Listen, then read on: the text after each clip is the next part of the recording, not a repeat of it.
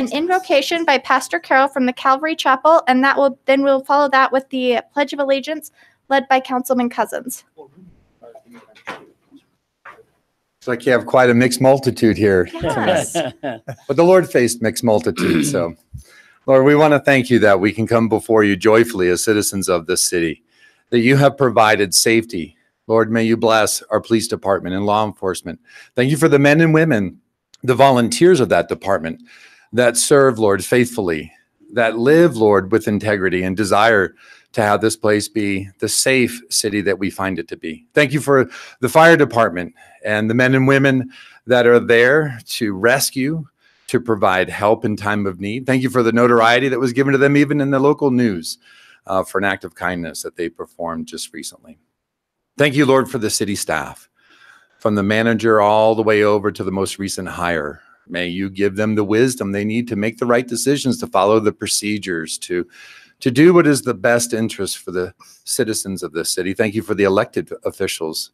Lord, may you give them the wisdom that they desire, the wisdom of Solomon, Lord. May we have, Lord, as our city staff and as the elected officials, the compassion of Christ. And may you take this meeting knowing that there are those that have great expectations and great hopes. And may you, Lord, just provide the wisdom, the guidance, the yeses that need to be yes, and the no's that need to be no, so that all is accomplished for your glory. In Jesus' name we pray. Amen. Amen. Thank you. Could you please stand and recite the Pledge of Allegiance? I pledge allegiance to the flag of the United States of America and to the republic for which it stands, one nation, under God, indivisible, with liberty and justice for all.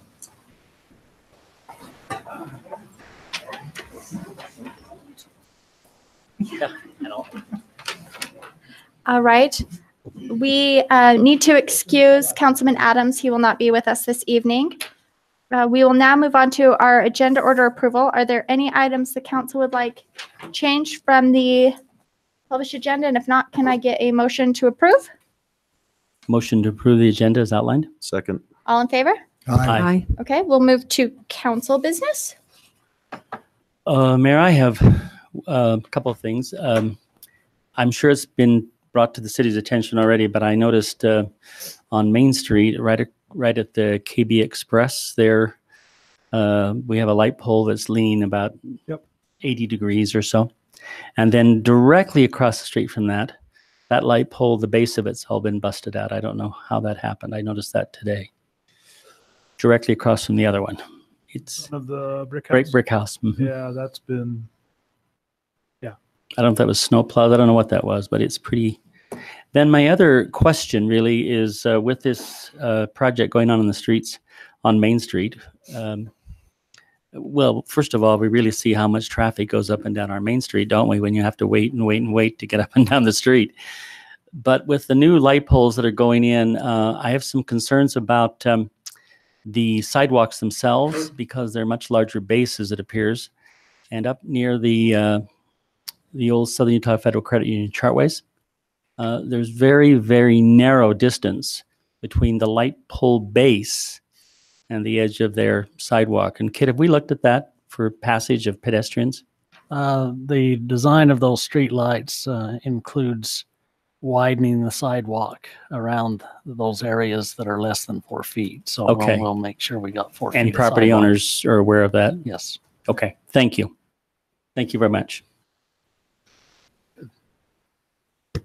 I just had a question. And I was going to, is Chief Adams here tonight? Yeah, he's on the hall. Oh, is he? Chief Adams? He'll come in. Chief, I had a question about, I saw the Facebook post you guys made about yard sale signs. And I would like to request we visit with that as a council before we, I guess the concern I have is I hate to see us, I don't know. I just hate to see us ban those. I think we could maybe look at, I think the snipe signs are more of a problem, and we've really honestly had a hard time enforcing those. I wonder if we should start there. But the yard sale signs, the people that put them up, I would think if they're required to take them down the very day they put them up, and if they don't, there's a stiff fine, you know, if they aren't responsible enough to remove them. I think we could maybe look at managing that versus just banning them. I hope we can have that discussion. I don't know what everybody else thinks. I think that's a good discussion to have. I mean, the thing about yard signs that I've always thought, and you know, everybody has to put their address on there and sometimes a telephone number, so you know who to contact, even if you don't know who, because they got to know where the yard sign is, yard sale is. So I would think we should have a discussion about that as well. Yeah, Chief Adams with the police department, we're open to that. We've enforced that because of a lot of the pushback we get, and citizens say it's an eyesore, and so we've had volunteers actually go out and make that their mission to remove those. But as they grow and they become unsightly, we've had code enforcement do that before call, and they've come and removed them, but they become so much it gets out of control. So find them once or twice, and they're not going to do it again. Exactly. Yeah. And as you pull out of the cove, there's 3 snipe signs. I mean, right there that have been there for a week. And anyway. Okay. Yeah. We explore maybe having a discussion about that and where to go from here to find the right balance, because I concur yard sales are something that occur and people are going to do them, but we do need to control the litter. Yeah. We'd be open to a discussion. Absolutely. Thank you. You bet. Thank you. All right. Are there other council comments? Okay. One item we need to talk about. There is a fairly good chance next week we won't have a quorum on Wednesday. So I mentioned this to all of you just a few minutes ago, well no, about the possibility of switching council next week to Tuesday, the same time, same place, instead of Wednesday. So it would be Tuesday the 9th instead of Wednesday the 10th. I would be available to do that. I can't. I'd be fine with that. What about city staff that's involved? You guys going to be somewhere? Yeah, could you rearrange your schedule just for us, please, Renan? Tom, can you make it?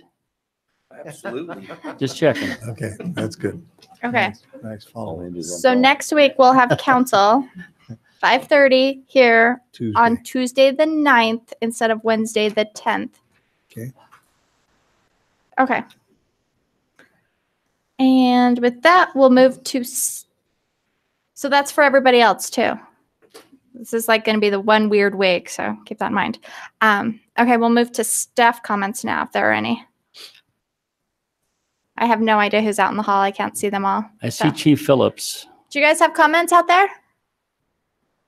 Oh, Chief's back. I just have one, Chief Adams with the police department. It's been mentioned tonight, but I had a sergeant call me last night praising our fire department for that act last night. If you saw in the pictures, they're on their bellies, they're under the house, and Chief was Phillips, on KSL News last night. Yeah.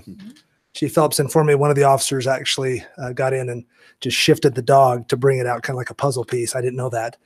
And, that's great. 2 minutes later, 11 Do you want to puppies. give like that much of what you're talking about? Because it sounds really weird if you have no context for what you're talking about. I assumed everybody knew, but they had a call of a pregnant dog that got stuck under a porch, couldn't get out, was close to delivery, and the officers got there, knew that they couldn't do it. I heard the radio call of Sergeant Bonzo calling for the fire department. They showed up.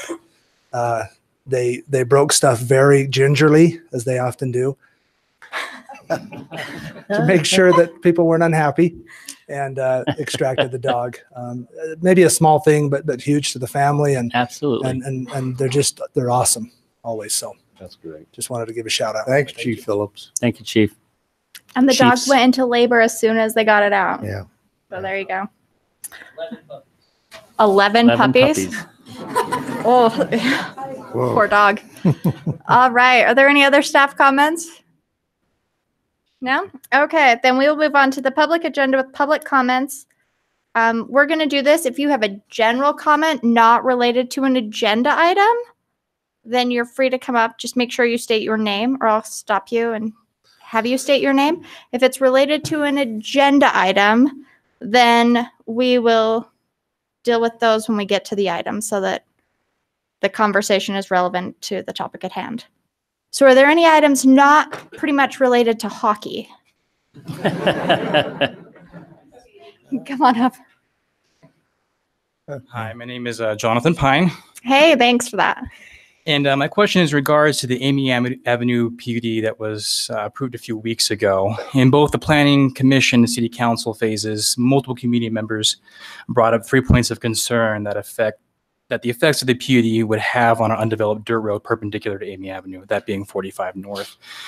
Safety, traffic congestion, and privacy were those 3 issues. Community members suggested closing down the road to address these concerns, and both the Planning Commission and City Council kind of acknowledged these concerns, played around with the idea of the road closure, but ultimately made no decision and approved the PUD. So my goal is to first check the progress of the issue, and second is see if a definitive answer can be made. And if so, just a brief 2 minutes to refresh the council on the concerns of the community.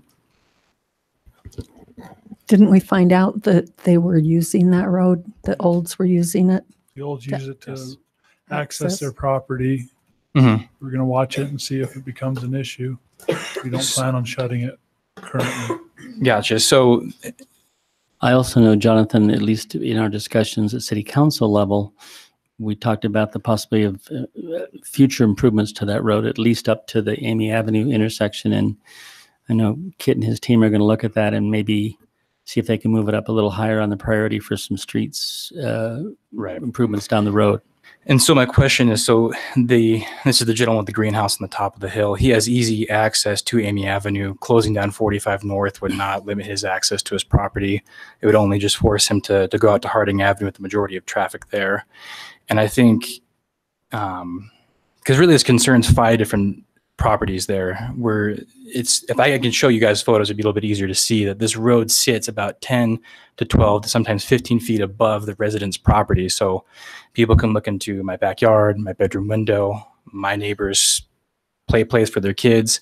And so I feel like, if it's not obviously extremely limiting his access, that I feel like the 5 property owners who are affected by that increased road usage, I feel like that kind of outweighs someone's 30-second quicker access to their house. It is a good dirt road. People already use it right now. In fact, somebody was parked just behind my house for a solid 10 minutes watching me barbecue just this last weekend. I got a picture of his car. And so I feel like it is an actual issue for a majority of people in this area affected by the PUD. And it really isn't limiting anybody's access to their property. And I can show an actual photo of the overview and some other photos as well if the council would like to see those. Someone was actually watching you barbecue? Do you really do a mean barbecue or something? I do, actually, yes. But I even got photos of the white truck as well. It was just parked there for 10 minutes. Can I show you photos? Sure. Kit, remind me, is that a master plan road? Or not? I don't think it's master plan road. Okay. No. And so I would be open to the idea of developing that road, but I feel like some kind of privacy wall or some kind of addition for the concerns of the citizens. Obviously, building a road there would address the safety and congestion issues, but doesn't really can address the privacy issues for the residents there. And this wouldn't have been a big deal. The original lot was an R1 single family housing that would have been perfectly fine. We would have known that neighbor and who they were. But when you add in change the R1 to an R3 and add in 6 duplexes, that's 24 people basically poking in and around your yard and your privacy. That kind of changes things. And the council made that decision to change that from R1 to R3, and there's unintended consequences. And this is one of those that I feel like needs to be addressed. So your home is on College Way, correct? Yes, sir. Okay. Because you have a heck of a lot more traffic on College Way than you're ever going to have on Amy Avenue. Absolutely. But I don't want to be surrounded by traffic either.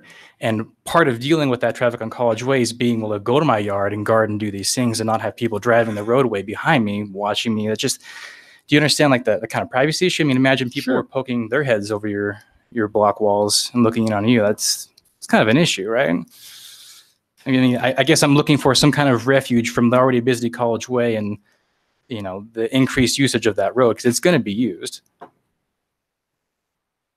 Well, I know I live also in a hilly area and we deal with that in our area too. Mm-hmm. Our neighbors look into our backyard. I look into the next people's backyard all the way down. And so building or owning a home at the bottom of a hill, that's inherently going to be an issue that you can't build a wall high enough to Absolutely. And I think to block that. for So- sure. And I think the issue is this isn't just your neighbors. These are people that are moving in. This isn't just single family dwelling. This is duplexes with people coming in out all the time. So it's different if, oh, hey, I know Marion Whitney lives behind me and I can say and wave hi to her, but this is different. Well, I live below Greens Lake Road, so it's not my neighbors that are driving along there looking in all of our yards. So you build or buy next to a hill, I sympathize with you, but that's inherently an issue. But I guess the question maybe I would have is, are we keeping that road open for one property owner? Is that why we're keeping it open, or is it just a matter of history? Or Well, for it's the not- PUD too. That's why Well, I was yeah. wondering if it was Yeah, a or the master PUD. planned road or if it was Correct. just an established road because people have used it. Right. So I don't know. Yeah, and the road's all there. It's also fronting Mrs. Nielsen's property, which is mainly undeveloped through there. Right. So taking away that road that fronts her property is really going to be a detriment for her.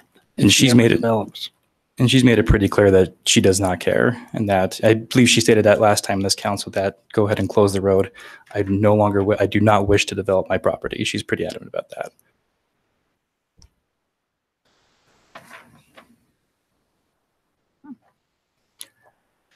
I don't know. So what do we do then about this dilemma? Because I hear what Mr. Pine is saying, and I understand. I have a 3-story apartment complex right next to my house. So I understand people looking in your backyard. I'm just very careful about what I wear in my backyard. Me too, unfortunately. And I guess my point too is this is something we can actually do something about too. Right. This isn't a done and deal thing. This is something that the council can actually make a decision to help the citizens affected by its previous decision of the PUD. Jonathan, I live on a corner too, and my backyard is very visible. I just planted trees around, and they've took some time to grow, but It's going to take time. Yeah, they've totally blocked off and gave us the privacy, but that might be an option. And it is, and certainly that's what I'm planning on doing no matter what. But I feel like in the meantime, there's still an issue. And again, same thing to what Mr. Phillips said is if we're leaving this open for one individual and the concerns of 5 are at stake, I feel like that still outweighs a 30-second quicker access to somebody's property. Well, I think Kit's point is valid. I mean, is it Nielsen? Nielsen. Yeah. She won't always own that property. And if we cut off access to that land, does that change the value of her land? I mean, But if we put in I don't know. could we put in with a temporary road closure, the concrete barricades, is that going to negatively impact? Certainly Mr. Olds, who lives there, I understand that. But beyond that, it is a temporary road closure because we're not saying that it couldn't be opened at a future date that the land's developed. I don't know. And I think that'd be a fair compromise that, even just a few years would give me time to plant the privacy trees that I need, et cetera. Mayor, may I speak for one moment? You love interrupting people. Well, just Tom Jett, this is a real interesting dilemma. And it's the dilemma all communities face as they grow. Mm-hmm. And it's one that either we can put the brakes on and stop growth, or we just have to deal, unfortunately, with the inconveniences of growth in the community. And this is a slippery slope also when it comes to, there's many places in this community that are going to be having the same similar type of problems. Just because you live in a PUD or you live in an apartment doesn't make you a creep or a weirdo or a pee-pee Tom. They live in regular R1 neighborhoods also. And although I sympathize with his plight, this is just an issue of, it was the perfect location, but now as people grow, our communities grow, we run into problems. And not everybody's going to be a winner, but as long as there's land up above that people used to squirrel hunt on or rabbit hunt on or whatever, it's that also disappears. And so my apologies and to the dilemma, but it's just a dilemma that we're all going to be dealing with someday. Jonathan Pine, and I appreciate what you had to say. And you're right, there are going to be winners and losers, but it feels like the community here is constantly losing because we fought this R1 to R3 development all along the way, fought everything, and nothing was ever really addressed or taken into consideration. It just got built anyway. And so I feel like this is that small compromise that can be made and saying, look, we recognize that we have changed your neighborhood by zoning an R1 to an R3 and put multiple duplexes. And we address the fact that your privacy issues are now at stake, and let us do something about that. I feel that's a fair compromise, right? Do we do any maintenance right now on 45 North at all? Very little. Okay. Well, I would be in favor of us looking at some temporary closure of that street myself, because I think that you make some very valid points, and we have had discussion about it, but we didn't arrive at any definite solution. We left some study to be done. And I know that there's still some long-term issues looking at it. But in the meantime, I would be in favor of that. But I only can speak for myself. Do you want this brought back as an agenda item? We probably should, so it can be further We can discussed amongst ourselves and then also with staff, so we know what all the issues really are. Right, and understand costs. And other But with the things. promise that some definite decision will be made, whether it's the right one or not, it would be made. Gotcha. And then is there any kind of ETA on that, just so I'm aware of when to look for that on the agenda? If you want them back, they can do that, or if not, they can go with the minutes that discuss all this issue. Yeah, they can go in the minutes. That's fine. I don't need them back. It will be probably at the earliest next month. Yeah, it'll Sounds probably be good. the first of next month. All right. Thank you so much, folks. Appreciate it. Thanks, Jonathan. Thank Thanks, you. Jonathan. All right. Are there any other public comments? No? Okay, then we'll get to the business agenda with our public portion first. Item number 1, consider vicinity plan for Sage Springs subdivision phase 2, 3, and 4. And whoever's here to talk about that one. Oh, yeah. Thank you. For anyone from Falcon Ridge Development? Yeah, come on.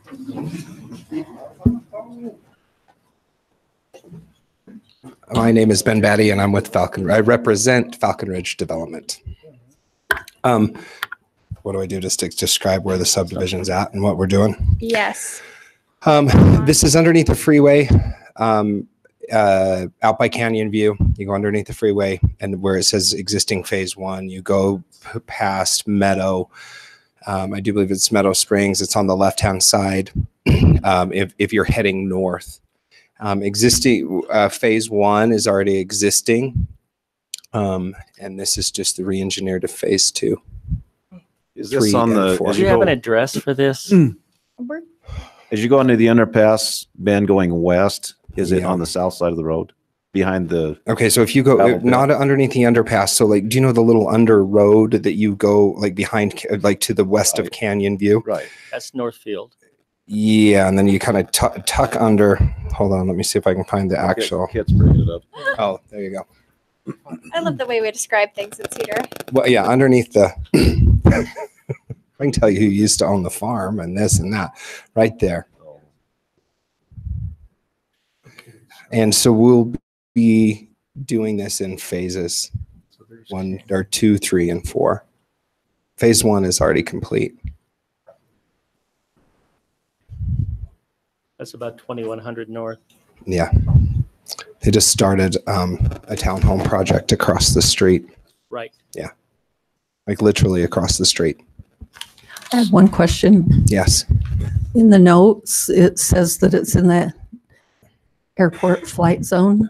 Do we put that on the plats for people to know at all? Because they go out there and they buy and then they come and complain about Yes. all the air traffic. Do we have any? It's on the plats. It is on the plat. Yes. Do the Realtors don't tell you that. I know they don't. But And that's then it not causes required us a by lot law of problems either. later It's on. not They really- come in and they're like, we're tired of all Yeah. these airplanes. But Yeah. that would be your Gemini Meadows. That's where. They've actually allowed some over there, I think, too, where there's some that are actually in the flight path, barely. So, Can we send them to you, Ben, when they start complaining about the airport noise? We're going to start looking up the if they're my realtor clients, I would love them and to. sending them back to you. I'll take care of that problem, but usually we're pretty full disclosure. Okay. So. Yeah, I just wondered if the buyers ever see that anywhere or not, because they're far enough away from the airport. I don't they think might that not it's think even about on it. county records when you pull up the parcel number. I don't think it's on there either. I think it is either. I don't know. Phases 2, 3, and 4 will extend north from. Yes. So phases, can you bring that back up? Not that one, but the plat.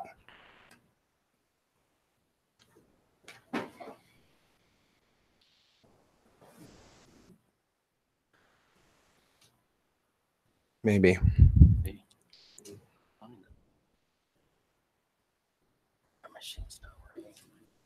And these are twin home lots, or it's almost identical to Gemini Meadows, except for the ordinances have changed, and so there's more land. They got bigger. There it is. There you go. So phase 2 will be the bottom road. One's existing, and I do believe it is full. Are these planned to be developed all at once? I mean, I know it's 3 phases, but is they? It depends. I suppose if the How many economy units we decides to talking about crash. when it's all fully out? Hold on. 1, Oh. 2, 3. Well, you didn't have to count. I just wondered if you knew. 7, 8, 9, 10. So there'd be 20 in phase 1. 20 single family dwellings. Just out of curiosity, Kit, the development to the south of that, some of those buildings have had trouble. Yeah, settling Is issues. that subsidence, or was it the way they were built? Because it seems like the slabs were like a potato chip on those. And I remember looking at a couple of those once a long time ago. Is that a subsidence issue or just the way they were built? No, it's probably some subsidence in there. That's pretty fine grained material out there on both sides of the freeway. So. And I think they are prior 2006, before they actually implemented the, you had to have your soils engineers. Isn't that what year it was when they decided to do that? Yeah, I think it was before that. Was that? Yeah. I would just. But they're also monolithic pour. Okay. On the ones at least that I've sold, where they poured the wall and the right. slab at the same time. Right. And I don't think those other ones were. Yeah. The other ones I know, one of them that I've sold, that they've had to jack up the slab. That was the case. We will not be building monolithic pours. Poor Tyler Allred would be out of business, and we need to feed him. Are there additional comments, questions? No? Want this on the consent agenda? Next Tuesday. Thank you. Thanks. All right, item number 2, consider final plat approval for the Cedar Edge PUD Phase 2. Good evening, Council. Bob Platt. This is the final plat of Cedar Edge Phase 2 out by the Holiday Inn. We've been through the process with Kit's office. Tyler, I think, is satisfied with the financing, and I think it's ready to go. The bonding's in place. Fees have been paid. Bonding agreement's been signed. We have notarized CC&Rs. Everything looks good. All right. Comments, questions? No. Good with that going on the consent? All right. And thanks for paying attention to when your turn was, unlike Ben. And you said Tuesday next week, right? Tuesday. Thank you. We'll remind that every time. Okay, item number 3, consider final plat approval for Talon Point, South Mountain Phase 3. Good evening, Mayor and Council. Tim Watson with Watson Engineering. We are requesting the final plat approval for Phase 3 of Talon Point. Talon Point is just adjacent to South Mountain, Eagle Ridge at South Mountain. So it's, if I can use the liquor store reference again, we're south of that, because we all know where that's located.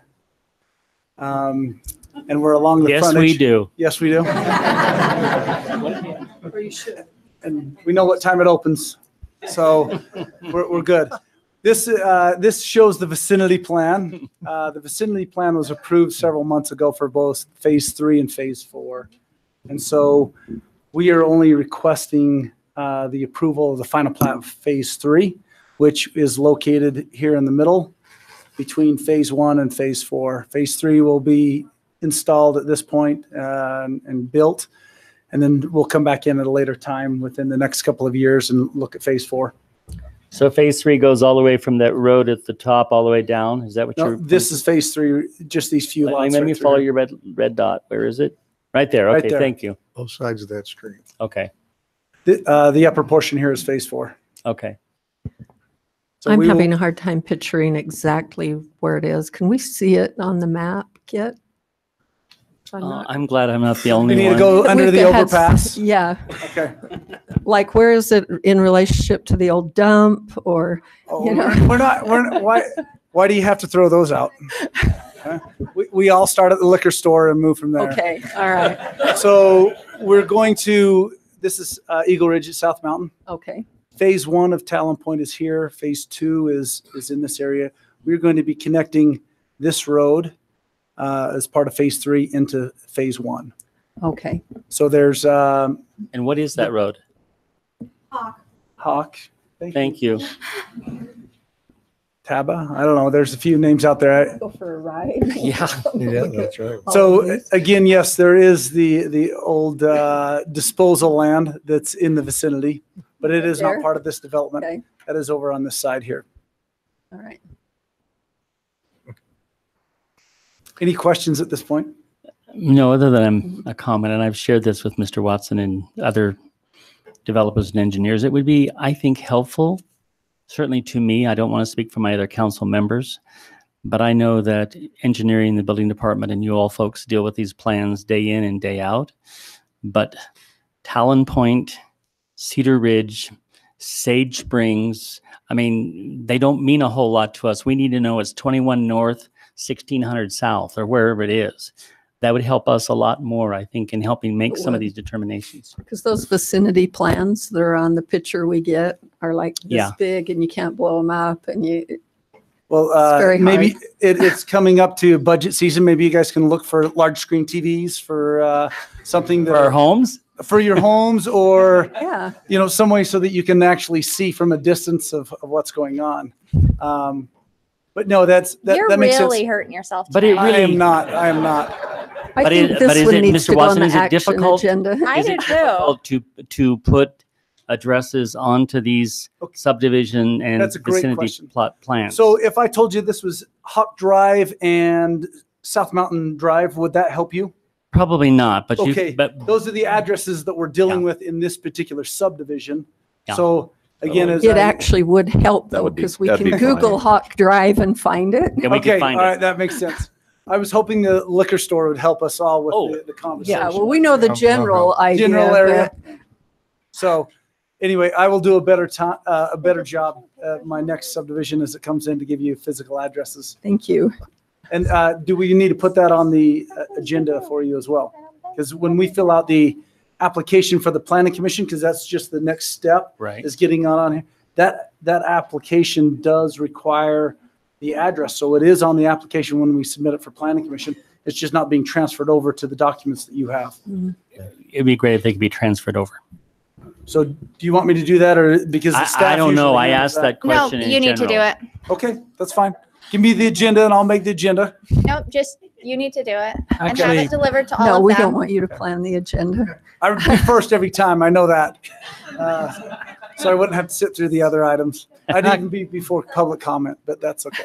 On our You are on our so staff needy. information sheet, there's a section called the subdivision general location.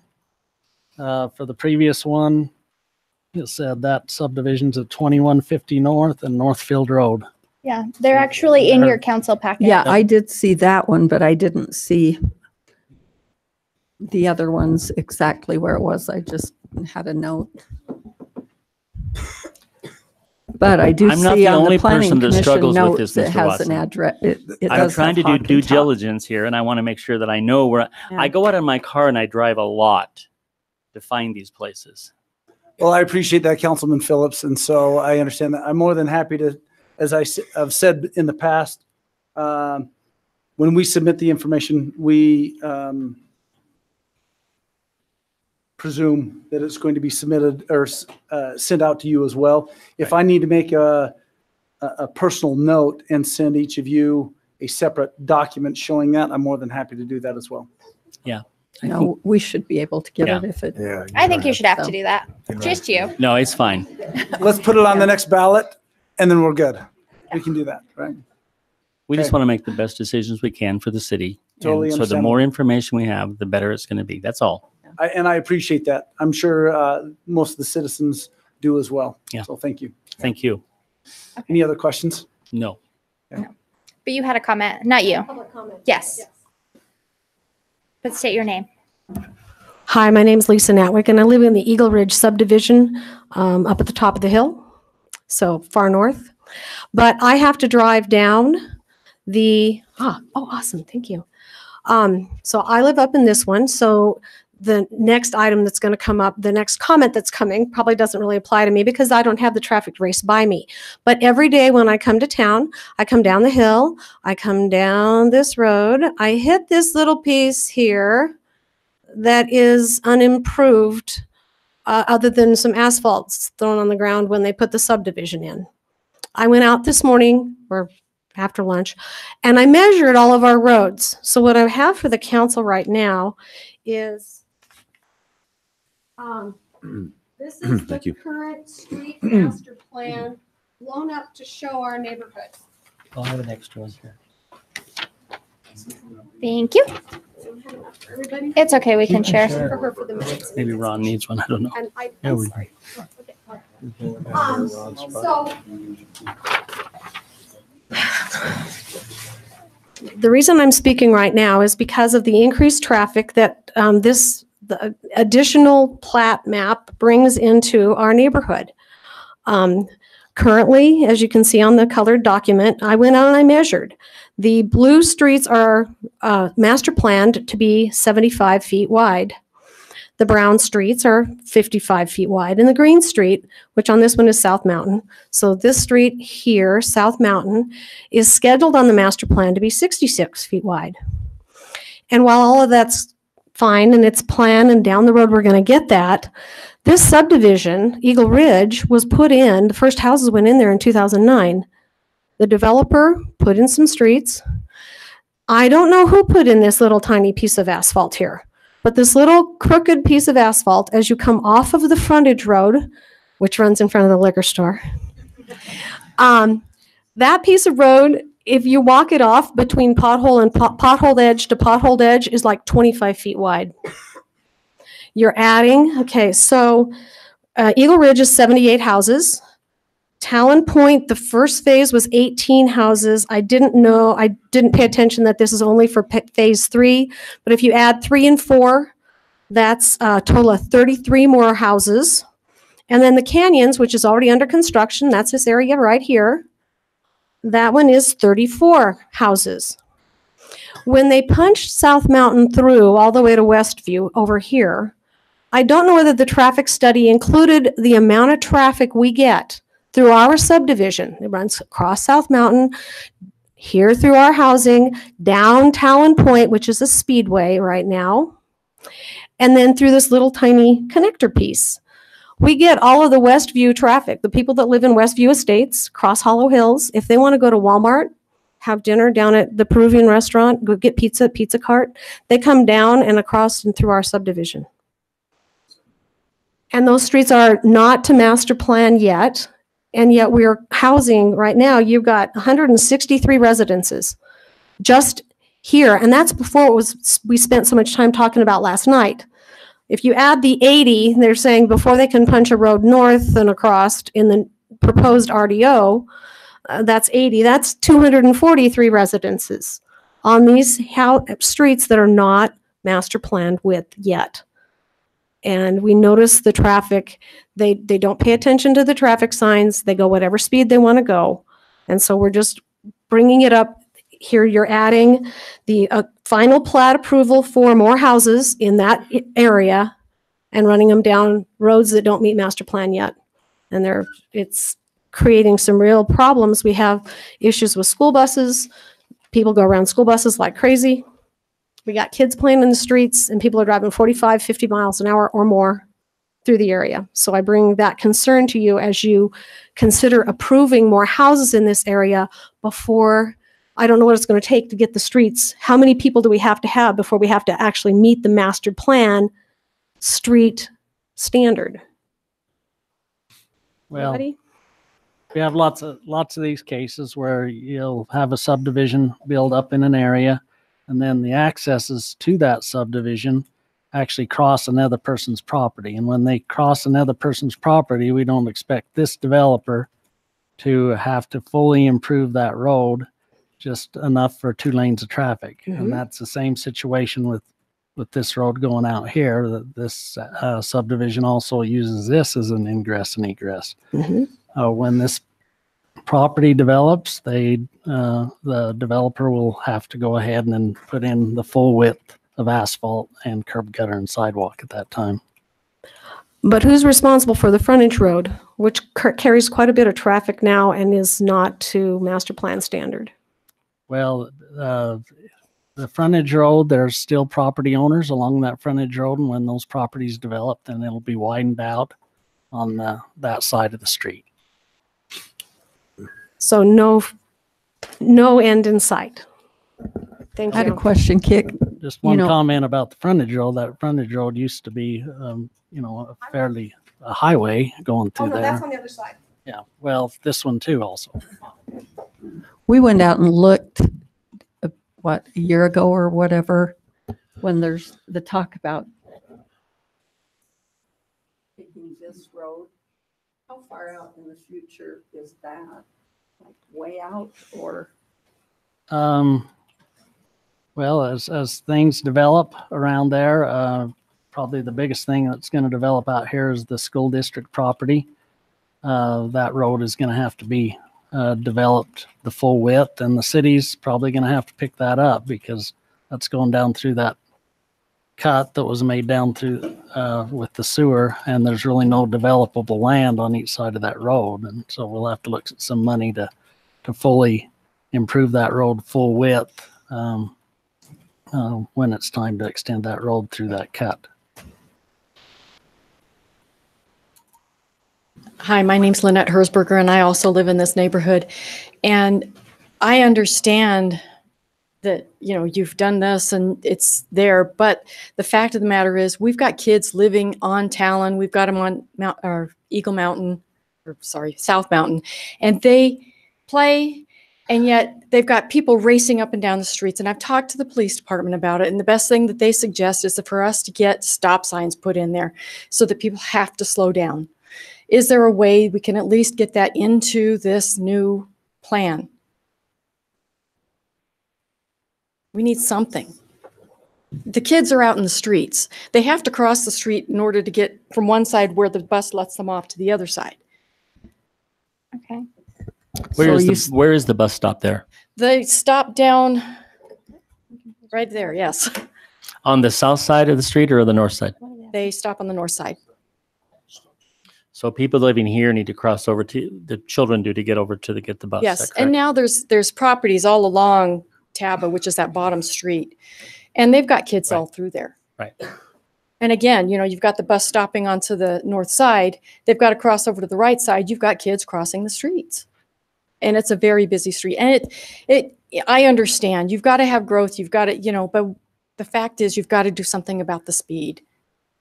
What intersections were they thinking of stop signs? That one right above it? That's what I was They going to ask. really need to have one. It would be great to Right have there. one at Hawk because that'll slow them down in the middle of the road. But you need to have a four-way stop up there at South Mountain and Talon. What would it take, Kit, to do that? Well, we've got to follow the manual of safety manual for traffic, and you've got to have a certain amount of traffic going through that intersection to warrant a four-way stop. Have we Want done me to any count traffic cars? studies? We can do a traffic study. We can do a traffic study and check. Yeah, let's. Do you have any signage out there that warns people of school bus crossing or slow down? No, we have, some people have put up the children playing Oh, the little signs. 3-foot one. They've had those, but they've got one official sign up. Yeah, we put some signage up here last year. Maybe if we put some at the other end of the road to let people know there's a school bus drop off or something. That could help a little bit. Okay. Thank you. We'll see what And we do the can traffic with your study as well. study. Thank you. Okay. So back to this item, do you want to Hi. You have to say your name again if you're going to talk. Tim Watson, Watson Engineering. Is there any questions? They're all valid points, and I understand what they're saying. However, this is not the same developer that's putting in Talon Point as owns the commercial property down here along the frontage. Different developer with South Mountain Drive as well. Yes, we are adding traffic to there, but that is why we have master plan streets. And I don't feel that it's the developer's responsibility to control whether people pass the flashing lights on a school bus, because that's when the kids are actually supposed to cross. If I understand that correctly, they are only supposed to. But as I stated before, this is owned by a different developer, not the same one that has that installed Eagle Ridge at South Mountain at this point, or owns the commercial land that they have to drive through. I would vote that it goes on consent. You guys good with it on consent? That's fine. Okay. Thank you very much. Okay. Item number 4, consider an ordinance amending the street addresses along Topaz Drive from units 1 to 26.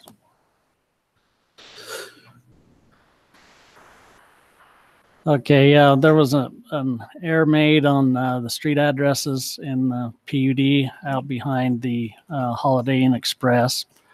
They were labeled as 1,400 addresses, and they should have 1,400 south addresses, and they should have been.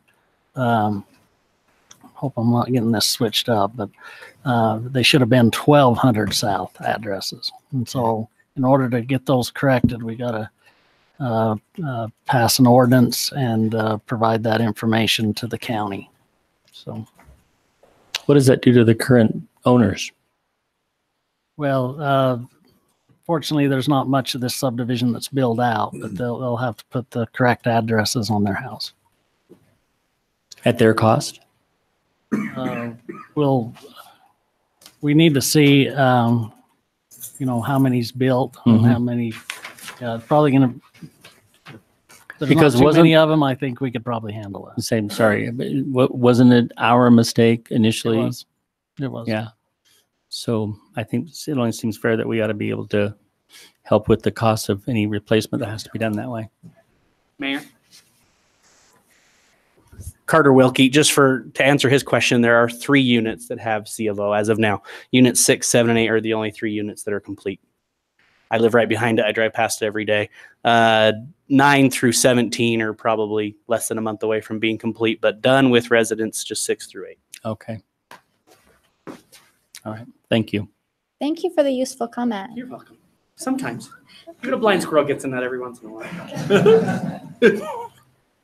And so the ordinance is just changing what it is and realigning the addresses to be correct on the survey maps. Yeah, so the county has the record of the change, and then we'll go ahead and make the change once it's passed.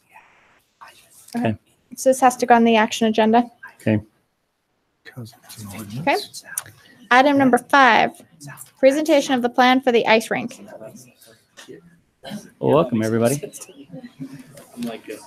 Was that intentional to make them suffer through all the rest of this? It is good education on the civic engagement. I agree. Dallin Staley with the ice rink. How are you? So yeah, thanks for having us. Thanks everyone for. Oh, perfect.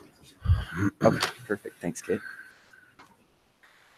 Yeah, so we're here to present this to you guys, also to present it to the public, and I guess get our ideas out there and see where this goes. So probably more for the good of the public than for you guys. I think you've kind of got a good grasp on the history, but I just want to go over it just for a couple of minutes. So the ice rink was never intended to be maybe what it is way back when. So we started out with just a group of people out on a local farm, Brent Hunter's farm. Had a little spot in the stack yard that we decided to put a plastic cover down, put a little water in it, and start ice skating. It was meant to be just for our fun, but it turns out a lot of people in town were interested in ice skating and wanted to use it. So we did it for 3 years out there on the farm, and it kind of just got to the point where a lot of people were asking to use it for different things, mutual activities or parties or just for fun. So it was a real pain to skate on it and then clean the ice. We had to do it with snow shovels and garden hoses and all kind of stuff. So we did the best we could to accommodate people. And I guess that's where this all kind of got its start here was just that there was somewhere to skate in town. So in 2013, we presented our idea to bring a more official ice rink to town, something that we could accommodate more public skaters. So we were very fortunate to get the support of the city with our idea. The city pitched in, I think, $93,000 of RAP tax funds, close to that. We made pretty close to an equal contribution to the project, and that's the ice rink that we have there now. Over the years that it's been there, we've made some more improvements, smaller improvements, and done the very best that we could to support the want and the need, I guess, for recreational skating and hockey and all the skating activities that go on. So this is a very grassroots thing, as all of you know, but this came just out of a need and a want of the community, and the ability of a lot of people to pitch in and get something done. And I think it's been a great asset to the community. So if you'll bear with me, I just want to play, I think this is just a couple-minute video, but it goes over all of the activities that we've done at the rink this year. And I think a picture says a lot more than I can say. So I'll play it and I'll maybe just kind of talk about each part of it. So can I just hit that? Oh, maybe that. There, yeah. Might have to have you start. Oh, here we go. It's going, I think. Maybe click one more time. Yeah. You want to click on that one more time and see if it.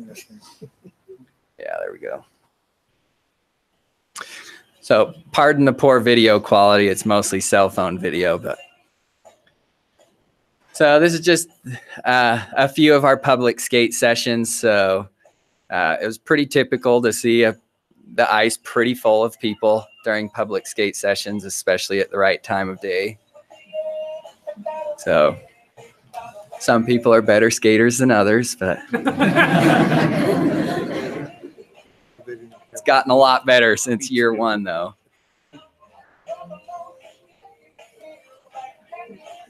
So yeah, we had about 15,000 public skaters through this year. So this is our Learn to Skate class, kind of starting with the very beginning groups and working our way up to some that are a little bit better.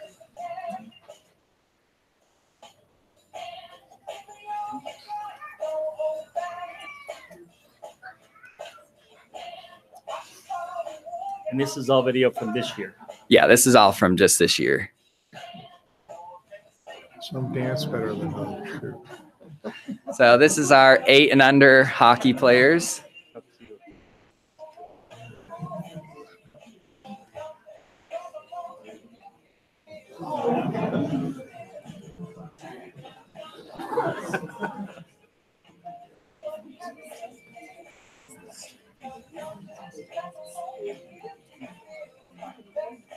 Skater.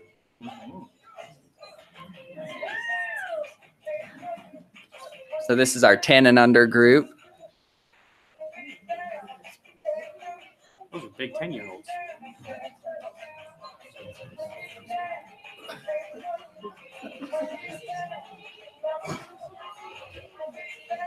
And then I think this is 14 and under.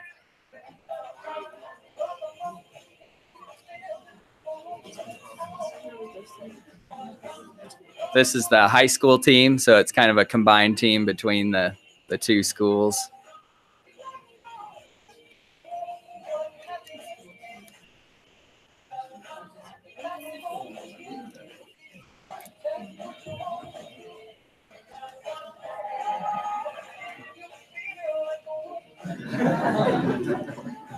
So this is adult hockey.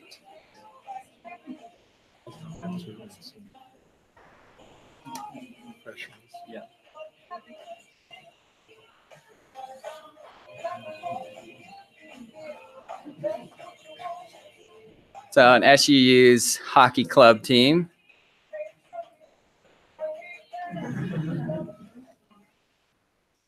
So that's kind of, I guess, all the different activities that went on. So, so I'll run through just real quick, just some numbers.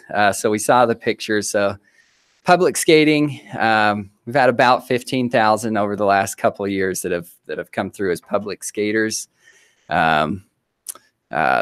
Season pass holders, that doesn't include season pass holders that came regularly or private rentals that rented out the rink. So as an individual pass, group. every time I buy a ticket to go on Tuesday afternoon, that's a pass. Yeah. Okay. Yep. So, yep. So then we had season pass holders that obviously would come a lot more often. Those aren't included. And then a lot of large church groups and other local groups would rent the entire rink and bring big groups too. So pretty good, just recreational usage. So Learn to Skate, last year we had 37 students. This year we had 39. We were able to just hold one 6-week session just kind of because of the way the season and the season works out.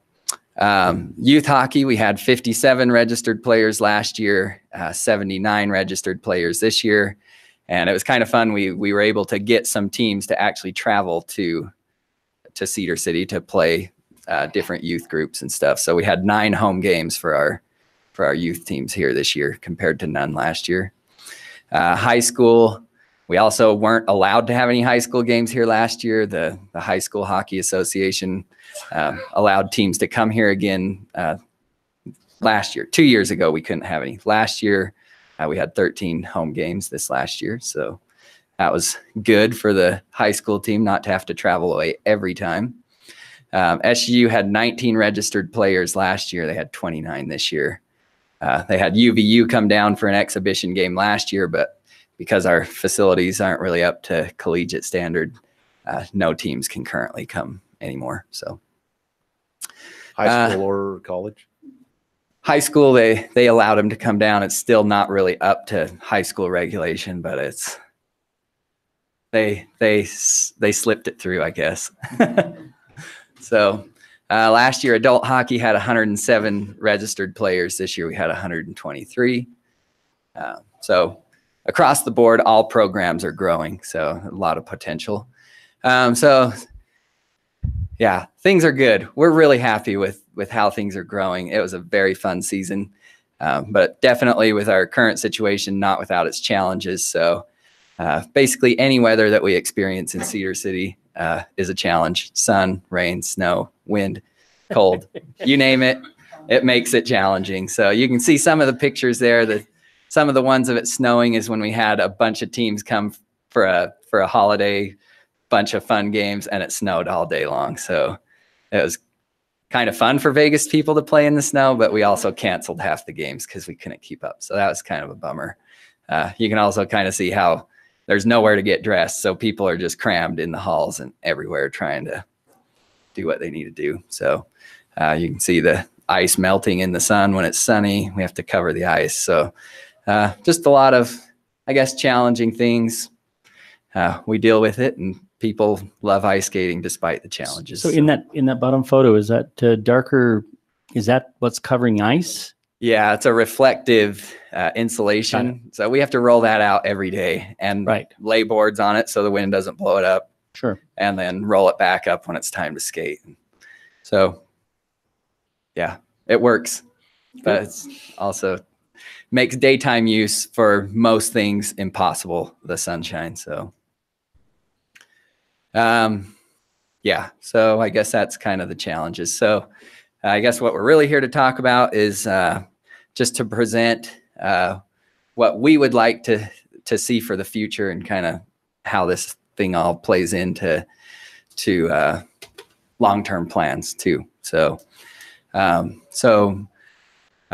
we're sensitive to the long-term plans for the site and for the need for gyms for the city's programs. So what we've done is had Mark Wilson, our architect, design a plan that fits an ice rink and also fits gyms without much modification to the original stuff that we'd do for the ice rink. So we'll focus mostly on the ice rink, and I'll show you a little bit about the gyms too. So for the ice rink, this is the floor plan. We'll get to some renderings in just a minute. A lot of you have probably seen them. So some of the really big things that we need for an ice rink, we need a roof to protect it from the elements. So this gives us a roof. We need a regulation size sheet of ice so that we can host regulation events. So this will be a NHL regulation size sheet of ice. If Ken's here, he can probably attest to the fact that we need somewhere warm for people to go. They really love to sneak into the aquatic center and hang out in there. So this gives us a nice warm lobby on this side that's climate controlled, warm environment with windows that look out to the rink and a comfortable place for people to be that aren't on the ice. Also, restrooms are a big thing. It's inconvenient to say the least that you have to walk out the gate and all the way around the front door of the building and then back in to get to the restrooms. It's pretty hard to get there with a kid that needs to go, and you have to take off skates, run around the building and get to the restroom. Definitely not really convenient.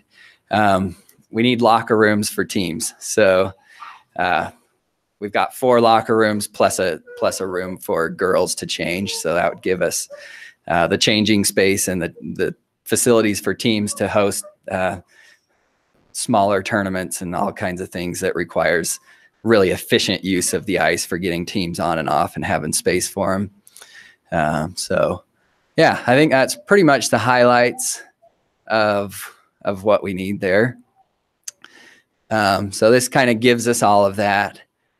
This plan includes still partially open to the air. So the dotted lines here are walls that are still open to the air. So in a way, it's a good thing to still keep that kind of outdoor ambiance, that outdoor feel, but it still keeps us to the north and to the east. To the north, half of the north wall, and then the east wall.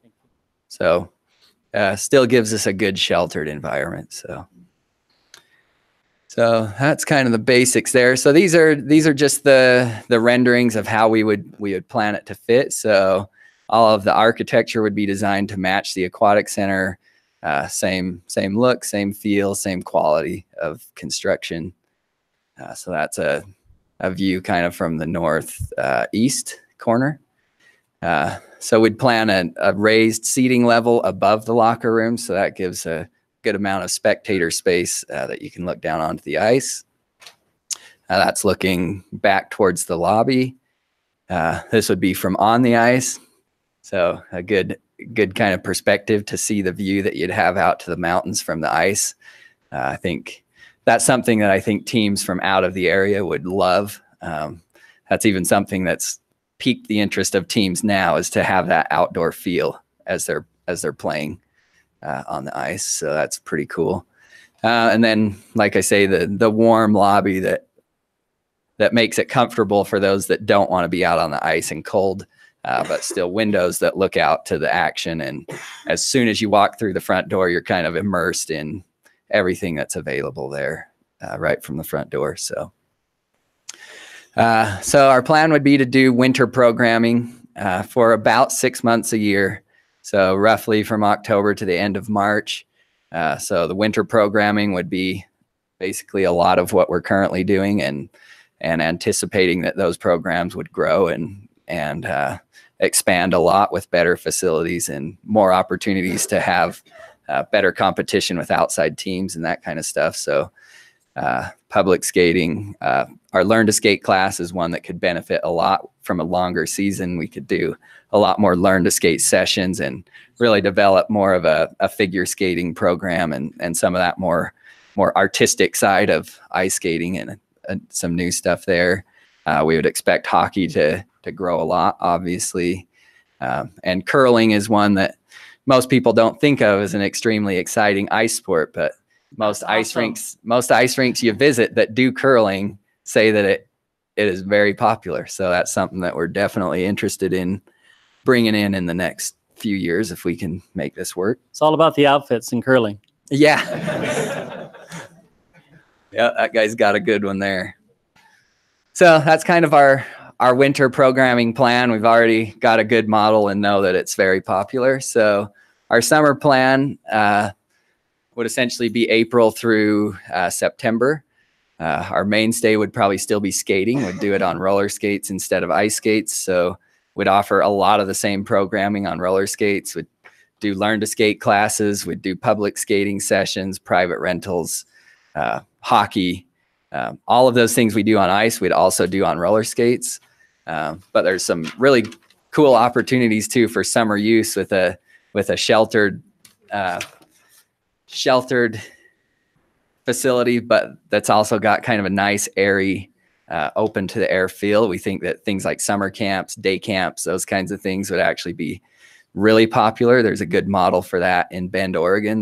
They run a really successful summer day camp that's kind of based out of the rink, but they do all kinds of activities. It's not just skating. In fact, they don't do any skating at their day camps. They have a rock climbing wall and do pickleball and volleyball and badminton and cornhole and just all kinds of fun activities. They do art and all kinds of things just based out of their facility. So we think that we could do a similar type of summer camp, day camp.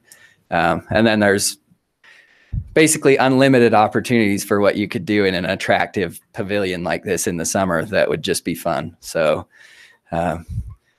in Bend, Oregon, they do all kinds of volleyball leagues and multi-use sports type stuff. You could do concerts, you could do events, you could, I guess you imagine it, you could probably make it work in there. So pretty useful thing in the summer. So this is what we're proposing for how to fund it and kind of our relationship with the city. And this isn't all inclusive, but I did do a fairly detailed outline of what we've discussed with Tyler and Paul. So hopefully you've kind of reviewed that. If you want to bring up some of those other points, we can, but this is just the basics, kind of more for public knowledge. So we plan to put up the entire facility capital expense as our input to the facility. So we expect to have some good participation in that from a bank, also some good community input with discounts and in-kind donations from contractors and suppliers locally that can help us bring the cost down into a doable range. So those are kind of things that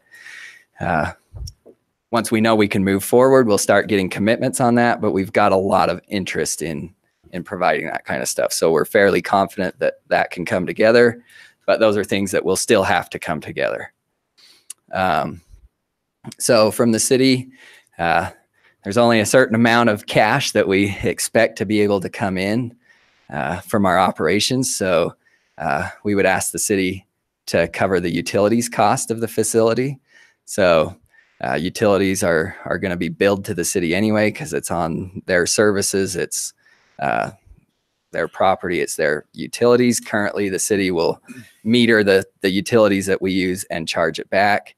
And we would just ask that as part of our lease agreement, utilities are included and that we wouldn't be billed back. So that would help to free up the cash flow for us to be able to cover the rest of our expenses and especially the debt service. So that was a kind of a creative idea that we've come up with as we've discussed with pretty much all of you, the different concerns and the possibilities of getting a large lump sum donation towards the facility and how difficult that could be. We thought that this is something that could allow the city to spread out its contribution to the cause without having to go through a lot of bonding and I guess things that take a long time to get approved. So So yeah, our proposal, because we will be borrowing a good chunk of the cost of the facility, would be that we would want a 20-year lease on the property. That doesn't mean that we have to stay there for 20 years. It just means that we can if it's not canceled. We would probably want to guarantee that we can be there for 7 years with a 2-year notice if we have to move out, that we have a 2 years notice that the lease is going to be canceled and we have time to make other plans. And I guess kind of the general spirit that we're coming to here is that we don't want to, we're not trying to override future priorities and future developments. We just want to be considered an equal priority with those future developments. And if we're asked to leave, if we need to leave in 5 years, if we have somewhere to go, we're happy to go there in 5 years. So we would like to see, so the gyms are the other future development of this site. We would love to see the gyms and other sports facilities develop along with the ice rink. So it's good for the city, and we just want to be, a part of it. We want to be a part of the plan from as soon as the plan starts. We want to be involved and kind of know where our future lies too, I guess. So, so yeah, I guess I'll finish this up. So this is kind of how the gym will fit in. This is kind of a bird's eye view. So a lot of what we're doing in the ice rink, from the walking track to the raised mezzanine over the lobby, to the space where the ice rink is going to be, it's all designed to be exactly what the gyms want in the future, to fit the 3 gyms and have the walking track, have the storage area that the gyms need, and everything that the gyms need. So the plan has been developed with Ken Nielsen and the city staff that need the input on the gyms too. So I think we've had a very good relationship. We've worked well to kind of do the give and take on, we want this, but the gyms need this. I think we've designed something that fits both needs really well. So, Alan, did you ever find out about if this transition takes place at some point, that you could use the lines for your ice floor to use that for inline or in-floor heating in the future? Would that work? Did you find out? In theory, it would work. So it would just be something we'd probably want to get someone that specializes in that kind of thing. But from what I know, it's an efficient way to heat and cool a big space, is to do it from the floor or from the walls or from the ceiling. Radiant heating or cooling is something that's efficient, and it would already be installed for the ice rink. So could be something to look into. So yeah, I think maybe Does that mean that's the end? Maybe Staley's could come up with some way to steam heat into there or something, Yeah, might fit that's right how in. they do radiant heating, is with a boiler that circulates hot water. So yeah. So was reference made to the original architectural plans for the field house portion of that? Did you have Of access this space, or for what you did in architecturally designing what you're proposing for this? Yeah.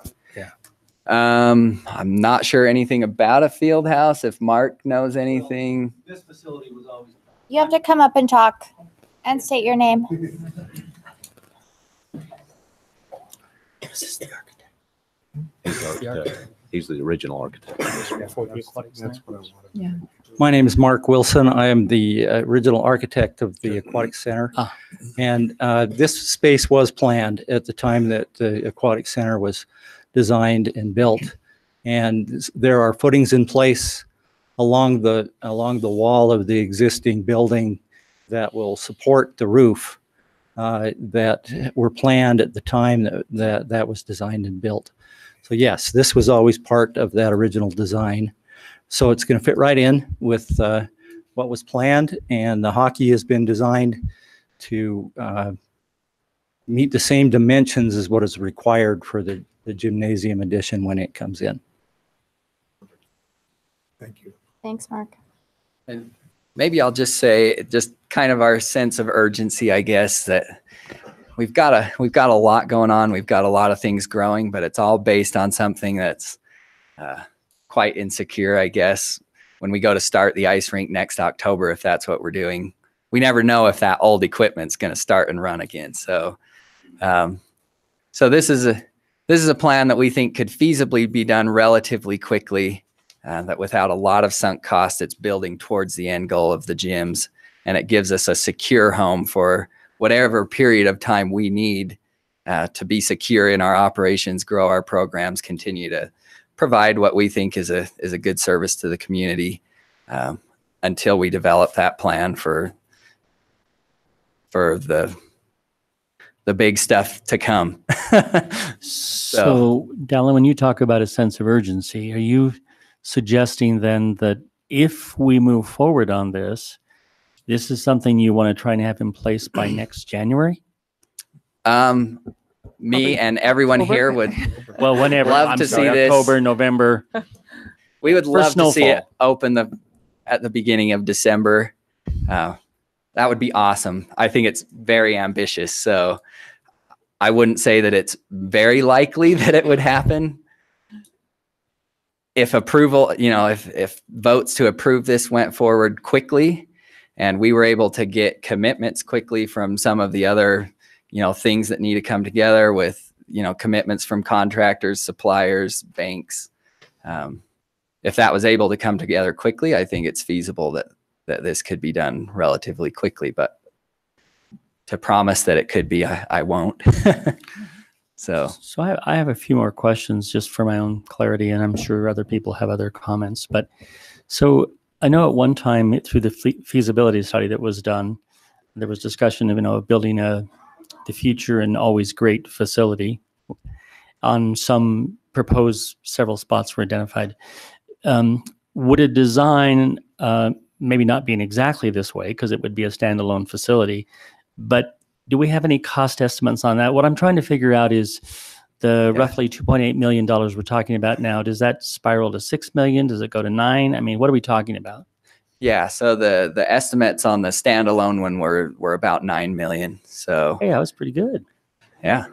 So yeah, it's a significant price difference. So yeah, I mean, I think one really nice thing about this is it gives us that secure home for that period of time that maybe we'd want to, really look into the best options for that future thing. And if there's things that could be combined with it to make, two things more efficient and more sustainable. Sure. For instance, a field house connected to an ice rink, that the ice rink could heat the field house and that kind of stuff. It gives a lot more time than trying to rush into something that's going to be great for ice skating, but maybe less efficient with more waste, and also a big price tag that we're not confident we can come up with in a reasonable amount of time. So, well, and it gives you solid numbers for a period of time that you can count, when you make plans for another facility too. When you lay out the winter programming and then you talk about the summer programming, I mean, it's all very exciting, but my question is, would Staley Recreation Management be the ones responsible to see that programming goes through, whatever it ultimately becomes? Mm-hmm. At least that is the proposal, correct? Yep. So we would remain the operating entity. We've got a solid board of directors. We'd hire a professional general manager for the facility that would oversee everything. And that's one big advantage of being able to do a year-round business compared to just seasonal, is by the time we have our employees really up to speed, our season's over and half of them are gone the next year. So it's kind of a continual rotating door of trying to train people, get them up to speed enough to keep things running, but never really getting people to be experts at their jobs. So what I like about the proposal, and what I like about apparently everyone's enthusiasm for it, is there's been a lot of study done into it. And there's been a lot of groundwork by you and many other people, and certainly appreciate that. I like the notion of developing a public-private kind of partnership, because I think that's where everybody wins. I think you were providing something to our community that clearly the numbers show there is an interest and a desire. I wouldn't say need, but certainly a desire for something like that to happen, because we've seen steady growth year after year after year. I guess maybe the questions that for me that still struggle with is, $85,000 a year over 10 years is $850,000, and all of a sudden it becomes $1.7 million after 20 years. Now, I'm not saying that, that's not doable. It's a chunk of money in anybody's pocket, except for maybe, Rand Colbert's. I mean, he's got, but I think that it's addressing a concern I've had for a long time, that we need to look at something happening here in the wintertime, something to embrace our weather and our temperatures rather than running away from them. How do we attract people here? The new temporary facility, whatever, the Cedar City Pavilion, if it were to be developed as you've outlined, and the high school teams come here, is it legitimate? Is it sanctioned? I mean, will it be legitimate for high school teams to come to and participate in and do tournaments that they can be in the win column in towards trophies and whatnot? Yeah, it'll be a sanctioned USA Hockey approved facility. Yep, so suitable for essentially any ice activity except for, I guess, U.S. figure skating that has to have an Olympic-sized sheet of ice. So, or speed skating. Sorry, not figure skating. Speed skating. I'm wondering if we've thought through, or maybe you had discussions already relative to some potential partnerships also with the Iron County School District, since we do have some joint agreements with them on other kinds of facilities throughout the city. And with SUU, we've got all these good-looking SUU guys here. Yeah, and I think the SUU team will probably want to present some stuff of what they've got in the works. But yeah, there's a good model in Logan for cooperation with the school district, that they've got some sponsors and created programs where the schools will come to the ice rink for classes that are kind of science-based, based around skating. So kind of the science of refrigeration and the science of ice skating and that kind of stuff. And is there any science of money coming with that? Yeah, that's my question. Have we had conversations with them about a potential financial investment? As part of a little bit. I don't think they're real interested in contributing a bunch of money towards it. But the costs of operating the facility would be covered by the programs, whether by a sponsor or by the school district. And in the end, it contributes back to the facility by getting more people there, more people interested in growing programs. So I think it kind of in a roundabout way, it does contribute. So, and just, I mean, making it a more useful thing for the community, and maybe just to the point of the contribution of the utilities. So that is an annual expense, but just keep in mind that whenever this lease is done, whatever equity we've put in, the facility becomes the city's. So if it were to go 20 years, the equity that the city would have would be more than what they've put in utilities. So yeah, but we also, if there's still debt owing, we carry the debt with us as well, correct? Yeah, if in the case of 20 years, the debt would be paid off in full. Sure. So in the case of I just less want to than make sure that, we're all clear on the same page there. Yeah, but in the case of less one than that, comment, weren't you expecting the equipment to go to the new facility too? So in essence, the city would buy the equipment, whatever, was left, but then we would donate it too. So I think that, or place it in. So the city would probably still retain ownership is what we discussed, and they would place it in the new facility. So, gotcha. And I guess that goes back to kind of the public-private partnership that it's not really something that we can feasibly do on our own. So nor are gyms something that a private group is likely to feasibly come in and do on their own. So I'll go ahead, Jerry. Go ahead. Go ahead. Go ahead. First of all, I wanted to commend you guys. Like, this is a huge commitment for you guys, for our community. So thank you. Your family has done a lot on this.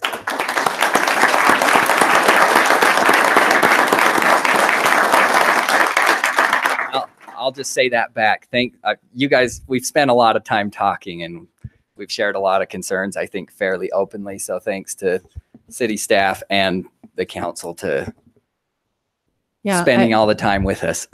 Well, I guess I have quite a few questions around the exit strategy. First of all, the 7-year commitment, I'd like to have more discussion with Parks and Rec, what their thoughts are, what staff's thoughts are as far as like a 7-year commitment, if that's, feasible for them. So we're happy to keep talking too. Yeah. So. A big question I have as far as like the actual exit strategies, at the point, say for instance, devil's advocate, worst case scenario, it's not working, you guys are losing money and whatnot, and you go, okay, we're done, and you leave us then with a defunct operation. I think there's some risk to the city there that we need to work out. Maybe some of the things that could happen that we don't take the burden, all of the burden, if it's an operation that you guys are running. The second concern I had is about 40% of the cost is in the equipment. And I don't know what the lifespan of that equipment is. I'm guessing it's probably not 20 years.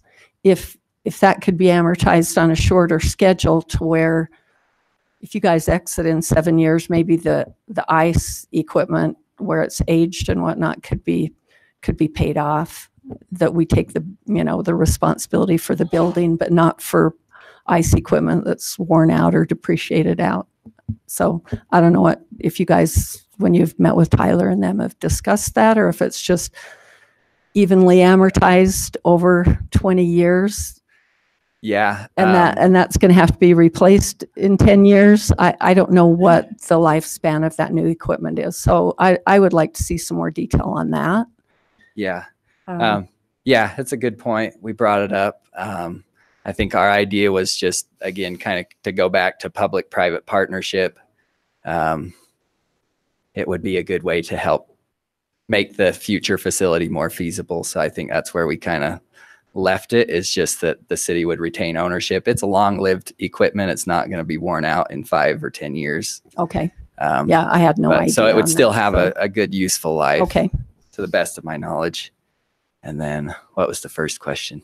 Yeah, one of the terms we talked about in order to make the Staleys have a little more skin in the game was requiring a term in the lease saying you've got to pay a minimum of that loan back, whether you pull out in 2 years or you pull out in 10. So we're not left with. Okay, that's what I wondered, if there was a little bit of risk sharing. Yeah, so there is. So, okay, yeah, thank and that's you. something that we're definitely happy to do that way. So. Now, I think it's a great way for us to work towards it, but I think there's got to be some other discussion with Parks and Rec, with the city staff, what kind of risks and whatnot they see. But thank you. You've put a ton of work in it. Yeah, so we're happy to have those discussions. So. I would maybe request that we do it sooner than later, just for the sake of keeping things moving. So happy to do it as soon as we can get it set up. And so couple thoughts on the utilities.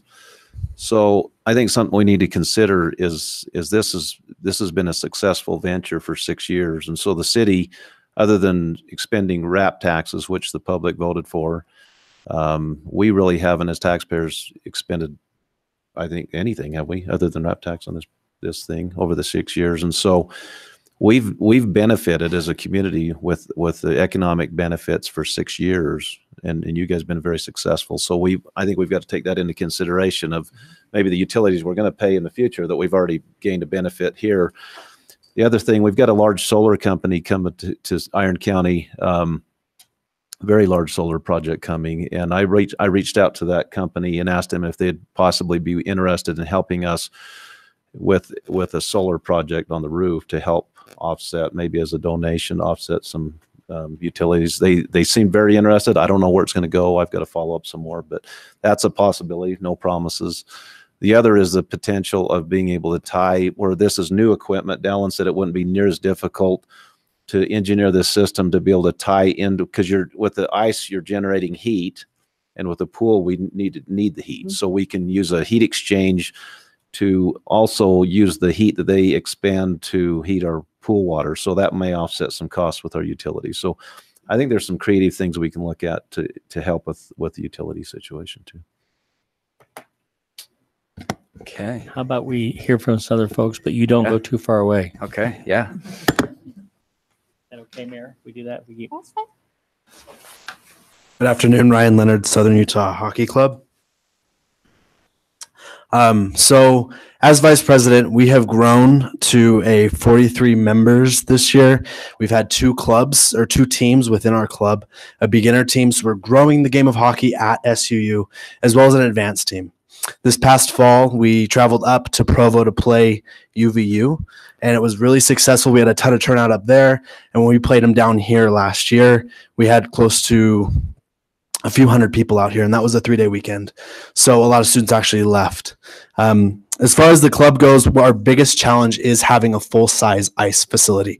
We've had interest from BYU, UVU, and ACHA, which is the American Collegiate Hockey Association, which all wrote letters in support of building a facility here in Cedar City. They want to come down and play us.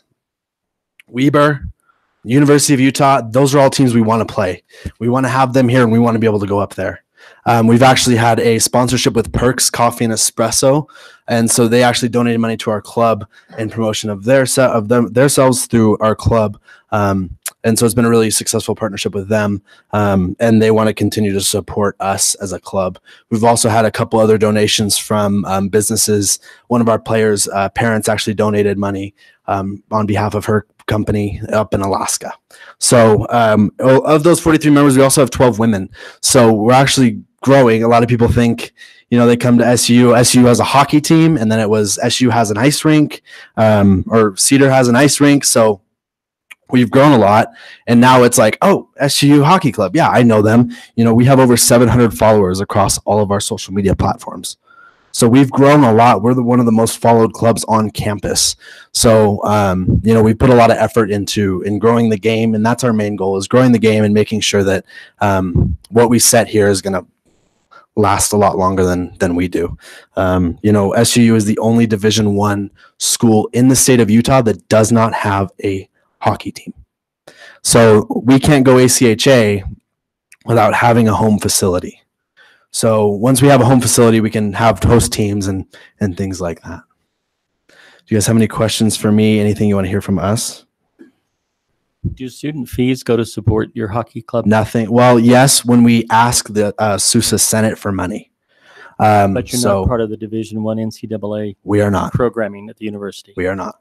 So every player that's sitting behind me gave $200 to the club to pay for their portion of the jerseys and the league fees that go to the rink.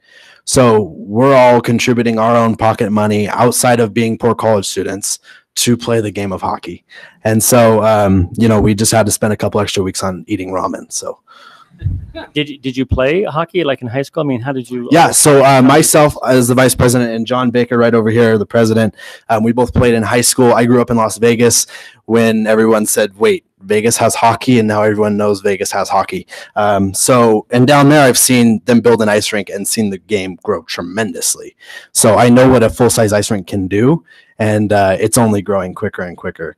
But yeah, so we started in the spring semester of 2017. We got together and said, let's actually do this. Let's put something together. At that time, it was him and I. So it's gone from 2 to 43 in a matter of 2 years.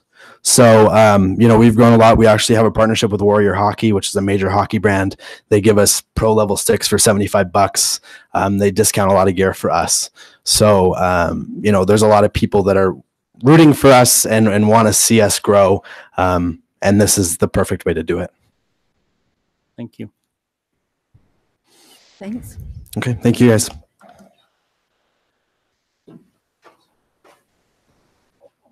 Hello, my name's Carrie Fain. I'm the president of Southern Utah Yeti, our youth hockey organization, board member and attendee for the Utah High School Hockey Association, and also a member of the Utah Amateur Hockey Association.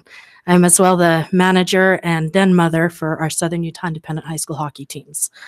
A lot of you have been around for quite a long time. Even if you weren't a council member or staff, you've seen us grow from the time we stepped foot out of the farm thinking, holy crap, how big can this get? To walking out and seeing the site as it sat before we moved in, with it just full of weeds, unused, and just looking sad. And I can still remember the day we walked out there and it's like a ray of light hit the land and we were just giddy watching them come through and clear it, compact it, and prepare it after we went through the long process of getting voter signatures for a petition to have it looked at and fighting through trying to get RAP tax to help. It's been an incredible journey the last 8 years really, but 6 years, the program has grown and grown. Last year, our high school team took second in state. And for kids that had only been skating 4 years, that's something pretty amazing. Watching the little ones grow, and as Dallin said, we had 9 teams come in to play our youth teams this season. We also went out and played teams, and that was a big deal. You should have seen the kids' faces when they walked into a real hockey rink and went through and got to dress inside of a locker room instead of outside in the cold. It was quite the experience. And it's just amazing, the journey that we've been on. And, you know, we've come so far, but we didn't come this far to just come this far. As a community, as the city staff, as the city council, we are all in this together and we've built from the bottom up. And I would hate to see everything just go stagnant and not move on. I really hope that the talks and the plans here can excel into what we want to see it. And I hope that we continue to grow beyond even this facility because the kids deserve it. We've had kids go on and get college offers all over the U.S. We've got kids playing in junior programs, minor programs that started here in Cedar City, that without this, they wouldn't have had this option. We've got 2 teams at our local college, and only a handful of them are kids who have played here locally. We are bringing kids from out of town. The numbers, Dallin mentioned 9 teams that came into Cedar City this year to play just the youth groups. We easily could have tripled that with a better facility or knowing that we could fit it into our schedule because it wasn't going to snow. Like you said, we had to cancel some of the snow, even with parents out there shoveling. And it happens every year that we do have teams come in. But it's part of the charm, I guess. I have been traveling all over the U.S. with my kids playing hockey. And I run into a lot of kids who have been down here 6 years ago when they came down and they played in the storm. They can't remember who won or lost the games, but boy, can they remember, you know, pushing the kid along as he's out with his legs down the little goalie and collecting snow and pushing it off the rink. This place is very memorable. It's kind of a fight over who gets to come down for the high school league. You either come here or you go to Vernal. Nobody wants to go to Vernal. You know, we have this beautiful outside facility that can be made better with just a few things and with your help. The high school team just grows every year.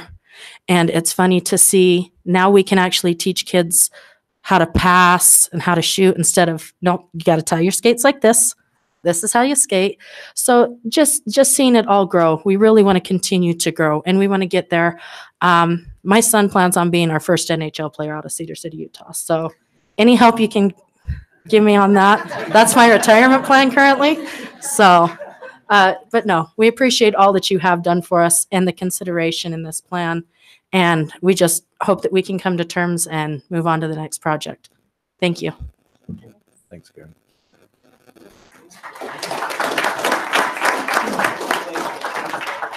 All right, if I take a second. Sure. I'm Dave Staley.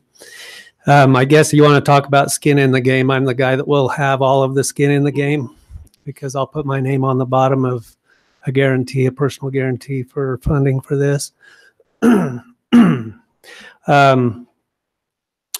There's a couple of things on the business side of it I think we should go back to just a little bit too. One is that the $9 million facility that we had done in the original feasibility study is too high of a rung on the ladder.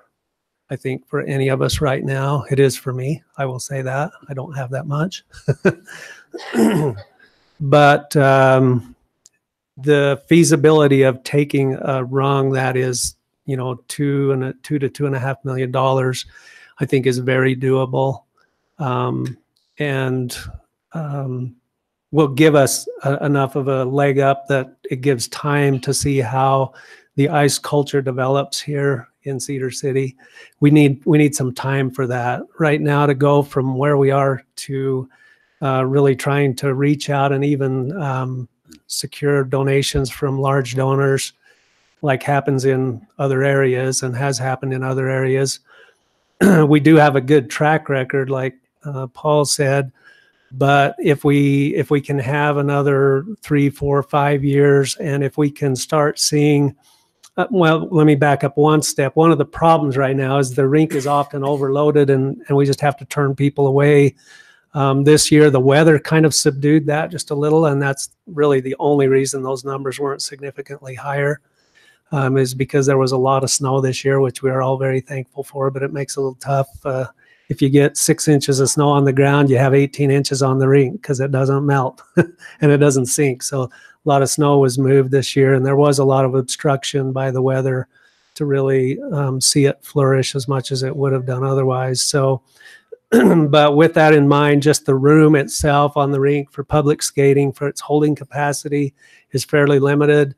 Like Dallin mentioned, the ability to move teams quickly in and out of the rink with proper dressing facilities, all those kind of things will certainly increase the efficiency of the business operation there as well.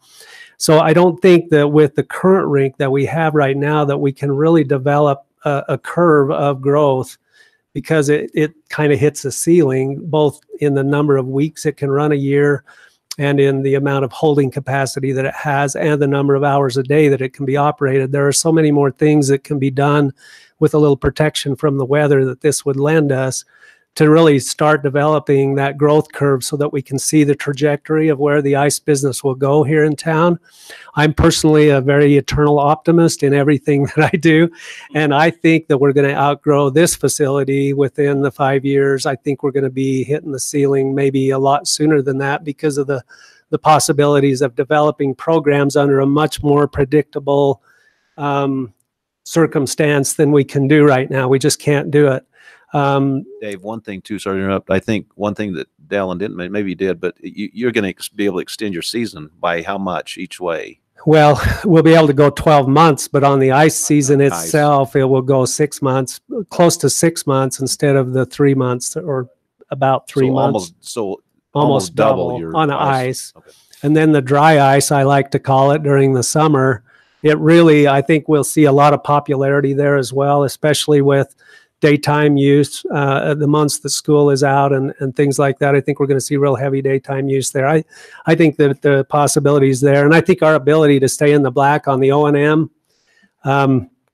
we probably could stay in the black on the whole thing. But the one value that I believe comes back to the city with this proposal to cover the utilities is that you're not actually throwing that money away. If you were to be building toward this gym facility, that money would be cheaper than what you would be putting in to service a debt to build a gym facility down the road too. So I think that you're not just throwing it down a rat hole, that you're not going to have some value come back to you. And I believe that not having to front that much money up in the beginning is going to have some value to the city when it comes time to make that transition. Main thing that I want to point out is on the business side of it, we need a little time. It is a lot of skin in the game, and we don't ever take these things lightly. If you know us and you know the way we do things, we don't take anything lightly. It's a big thing for us to do. It's a huge commitment, and we are assuming the risk. And I will just tell you, whether it's in legal terms or not, we assume all the risk. And that is from our ethical standpoint. If we're coming up with an exit strategy that serves both parties, we can look at, say, this 5-year with a 2-year warning thing. Doesn't mean we're going to be sitting around for 5 years waiting to see to wait for the city to give us the prod to get out of there. We really just need a couple of 2 or 3 years to see where the trajectory is going, to see what kind of future plans we really should be making. Right now, if we were to box ourselves into a standalone facility that only had room for one sheet of ice, I think we'd find ourselves bumping our head on the ceiling there. And if there was not room to expand that in some way down the road, 10, 15 years or sooner, I think we'd be putting ourselves in a box that we really don't want to get into. I think that we have the potential to do something with this ice culture in Cedar, much like the Shakespearean Festival has done over the years. from a pretty humble beginning. And obviously ours has been a humble beginning, but I believe that we really do, if we can catch a vision of developing Cedar City as an ICE hub between Las Vegas and Salt Lake City. And if we all can kind of put that vision together, which you have to have vision when you do these kind of things, I think we have to admit that a wise thing would be to take the step we can reach right now, give us a little time to see where the trajectory goes, and then we're able to make good judgments on what kind of a future facility we ought to be looking at, what kind of a private partnership that should look like at the time, and be able to secure the attention and the possibility of substantial donations from entities that are interested in helping carry out these kind of things. And I believe we can attract much more by giving us enough time here without the fear of being booted off too quickly, and giving us time to get a real feel for where it can go, how quickly we feel the capacity of this size of a facility to kind of see where we should go in the future. So with that, do you have any questions for me? No, just appreciate you and all that you're trying to do, David. I think you're a man of integrity, and I think we all recognize that. So it's just making sure that we have time, as you said, to work out all the arrangements. And I don't want us to jump into this too quickly, too soon, because there's too much at risk for everyone. But we know that it's a good thing. We just have to figure out if we can make it all work. Yeah, I understand that too. So thank you. Dave? Yes. Over here. Ooh. Would you ever consider a term shorter than your 7-year one that has been discussed? I think that what I would request is that us being willing to give very due diligence to making the next step happen.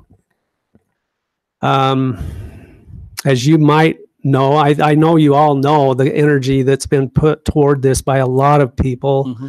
Dallin has headed it up for the last several years as far as the visionary concept of getting certain things done, has put a lot of heart and soul. There's a lot of other people here that have done the same in various stages of development. A lot of volunteer stuff has gone into this, and the interest is high. And the only reason I say this is that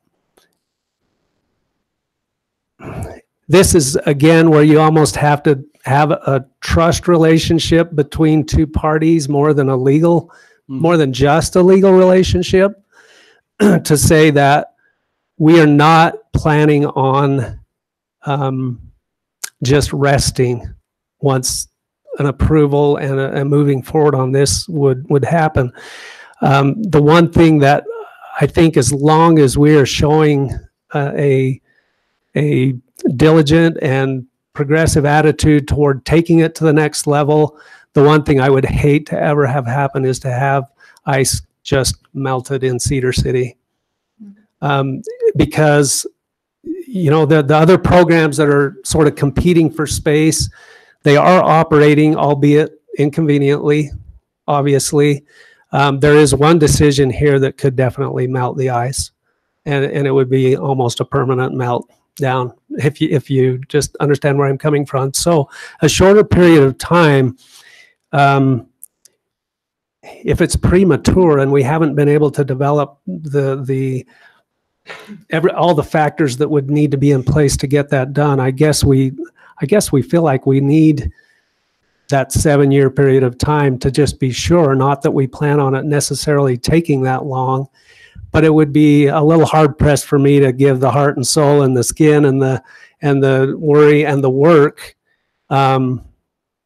to be prematurely pushed out on the street, I guess. And so, you know, we feel like we feel like we can do it sooner than that, but it'd be nice to have kind of a guarantee that we could be there that long in order to, if it proved and we plateaued out or we started going downhill, that would change the whole narrative at that time. So I understand the need for the gymnasium floors and all of that. I really do. And I would hope we could get it done sooner, but you know, years go by really, really fast, especially when you get a little older. They go by really fast. I do. So that would be my long, short answer. Dave, I just want to add, an expression of gratitude to both you and to Dallin for your vision and all that you've put into this, and your heart and soul put into it for the community. Just thank you. Thank you. It isn't for the money, I can tell you that. Questions. No, I understand. Dave, I'd like this to. hasn't made you a multimillionaire. No. We understand. And it's because of your commitment to our community that you're doing it, and we understand that. We just need to sort through all the questions that have been raised. Yeah. And come to an understanding that we can all live with and all support, and all look forward to having things go forward. So thank you. But thank you. Yeah. I'd like to echo that too, Dave. And I mean, this to me, I remember when Dallin called me and asked me if he could sit down and visit with me. What was that, 7 years ago, Dallin? Well, and we sat down and visited about this, and he said, "Would you support it?" And I said, "Absolutely, as long as it doesn't cost the taxpayers a lot of money." And it hasn't, and it's been amazing. I mean, it went from Chad and Carrie Fain and Dallin and all the volunteers working till midnight, 1 a.m. every night, working their regular jobs, staying till midnight. I've seen it all along. I've seen the volunteer labor, your guys' commitment financially, and it's been the epitome of a public-private partnership that's been extremely successful, and I'm very proud of what you guys have accomplished. Thank you. And I will just add, I know the Staleys well enough to know that if they say that they're going to make something happen, and if he's going to guarantee this financially, it'll happen. And I think it would be I think the proposal you guys are offering is a huge win-win for both parties. So, okay, thank you. Thank you, Dave. Hillary Ellsworth, and I have had the opportunity of helping manage the ice rink for the last 2 years, and we have seen a lot of growth. We have people come from all over southern Utah, from Richfield. We have people come from parts of Nevada, Las Vegas. We have St. George people come a lot, and I've just seen a lot of growth and lots of youth groups and different things like that. So I just think, it's a great opportunity, and it's very successful so far. So thank you. Thank you. Hi, I'm Maisie Womack. I have also been working at the ice rink for the past 2 years. I've been a supervisor there. I just wanted to talk about the community impact that it has. I have been sitting with Carrie like Monday through Thursday, keeping score for the hockey games. I'm like one of 2 people in 90% of Cedar City that knows how to keep score for the hockey games. So I'm there like literally every single night. But Carrie has told me many a story about all the kids on the hockey teams, and some are going through divorces, some are having a hard time like at family life. They are only raised by one parent or whatever, and hockey has been their base, and hockey is the thing that keeps them grounded and keeps them going to school, because they have to go to school to be on the hockey team, and they have to have good grades to be on the hockey team, or else Carrie doesn't let them play. And I think it's going to be a huge benefit to the kids and to the college life as well, because there's not much nightlife in Cedar City. So this will be a great benefit for the community in many different ways. At the little kids, 3 out of my 5 nephews play hockey, and I wish they were all here because they would scream that they love hockey and annoy the whole group. But from like my 3-year-old nephew all the way to me, who's 24 and who has been here my whole life, and seen the whole city change, I know that it's going to be a huge benefit to the city. So I just wanted to say that. Thanks. Thank you. All right. Hi, my name's Alyssa Fain. I'm Carrie's daughter. But I just kind of wanted to talk about like what it's like being like a member of the high school team. As Maisie said, it's crazy how much we help the kids. Being a team member and a best friend and basically a family member. We make a family. It's not just a team. We're constantly together. We argue like brothers and sisters. We joke around like brothers and sisters. And the trouble that it keeps the kids out of, it's crazy. We have kids that do come from broken homes, and the family like just completely neglects them, and they come and they stay at my house, and they're a part of the Fain family, and they're a part of the Suey family, and it really like impacts us crazy. I have friends all over Cedar just because of that. But not only that, I also play on a very competitive travel team up in Salt Lake, and this rink has made that happen, and it's given me amazing opportunities one after another. I'm a junior, and I have several colleges looking at me and asking, like, how cool is it to play there? How have you made it this far being able to play there? I am a goalie. I'm one of the best in state. I've been awarded many different things, and it's all because of this rink and what my parents have done for me and what the Staleys have done for me. And it's crazy. I couldn't imagine my life without it. I don't know where I would be without it. That is my home. That is where I don't even call my house home, honestly. That is my home. The rink is where I go to have fun. And as a teenager, there's not a lot to do in Cedar. You know, there's a lot of land to do whatever you want. But this is one thing that me and my friends can go and skate, or they can come watch our games, or we can go support SUU, or watch my dad go and play adult league. And it's so rewarding to be able to do that and have kids come down from Salt Lake and play our teams, the high school teams, and then play them later and be like, oh, I remember that time we were at your rink and I got hit and I felt the whole board shake, and then I heard the crowd go, oh, wow, because like the glass hit them too, not just us. So it's amazing to be able to own that pride and say, yeah, I do come from Cedar City, and that rink is my rink, and I do work hard for it. From being at the farm at like 4 a.m, shoveling snow, me, my dad, my older brother, and the Staleys on like Christmas Eve when the snow is all the way up to the boards. That was great memories.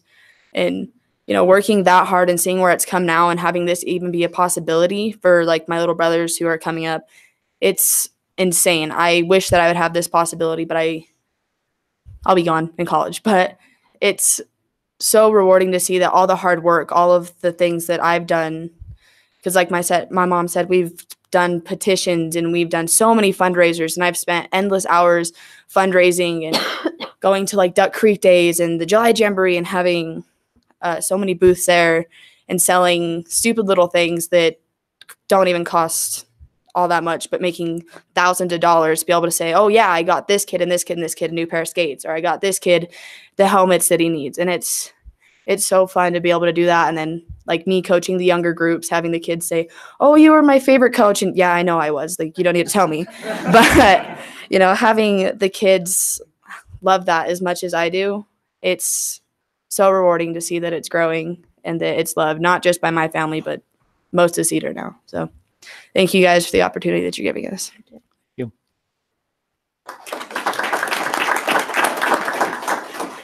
So I'm John Baker. I am the president of the hockey club and the captain of the SU hockey team.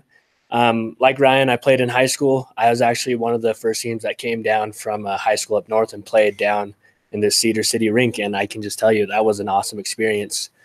I think with the new facility, it won't take away from that experience. It'll just add it, not only by making the season longer, but giving more teams the opportunity to come down and play here. Also, in part of student government at SEU, I oversee all of the clubs there. I have a lot of interest for a figure skating club. I'm sure we'll have interest for a roller skating club. And then I'm sure we'll get a curling club. Who knows? But there are a lot of students that are interested in this facility. I mean, just take a look around. Half of these people are from SEU. And I'm sure that we will be utilizing this facility. SEU is moving to a trimester system, which will mean that students will be here more often during the summer, which means that we'll be able to utilize the rink during those times during summer, which it just sits there currently. So that's all I wanted to add.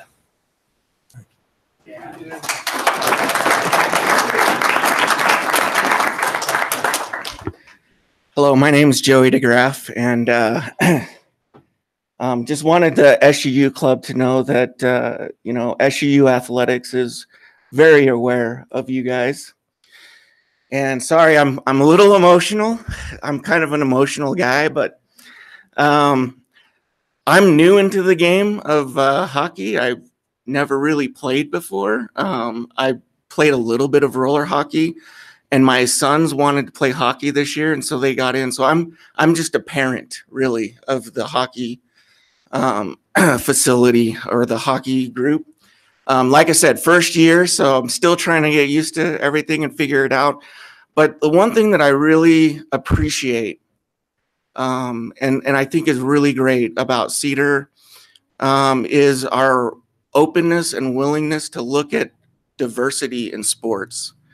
Because, I mean, we do have a lot of soccer, we have a lot of basketball, we have a lot of baseball. I just think it's so great that we can have this facility that we have now, and the ability for my sons to be able to play hockey as well as baseball and the other sports. And so anyway, I just wanted to kind of give you the perspective of the parent, really, that this is something that's really important in our community, to have that diversity of, you know, things other than basketball, baseball, and football and soccer. As well, I just wanted to, you know, publicly thank the Staleys for all of the work that they've done, but also the coaches for our teams.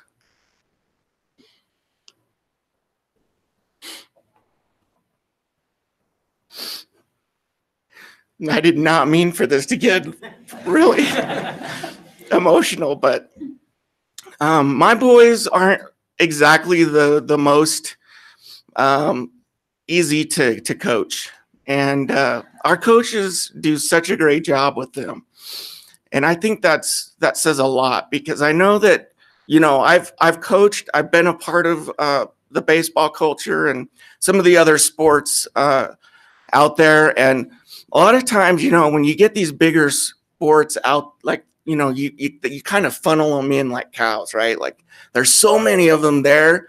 It gets really tough, I think, as a parent with somebody that has special needs, to put them in an environment where you aren't sure if they're going to succeed. And it's just so neat to be able to see, you know, this program is small enough right now that a lot of these coaches, like, they just care so much about each and every kid that is there. And so that just means so much to me as a parent. And I'd much rather have my son involved in a sport like that. Now, I'm not saying that the other sports don't have good coaches. That's not what I'm saying at all. But I feel like this smaller program really facilitates being able to help young kids that might not be successful in other avenues and other sports have a place where they can be a little bit more successful. So anyway, that's all I've got to say. Thank you. Thank you.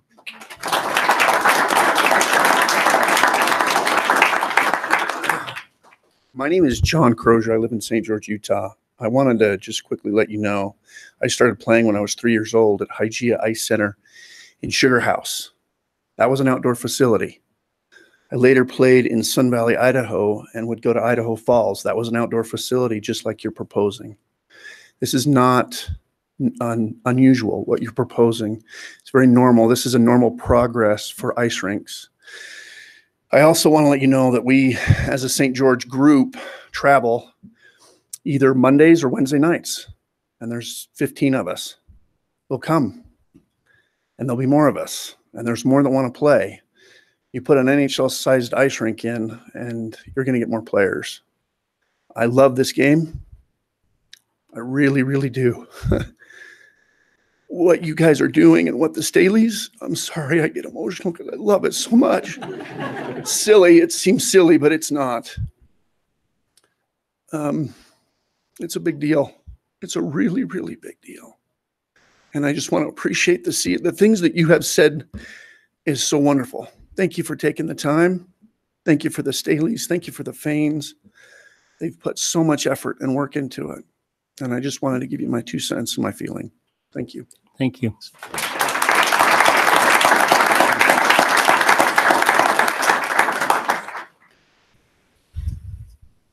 Quentin Reynolds. I am a resident of Cedar, and I wasn't going to come up, but I'd like to echo what Mr. DeGraff said.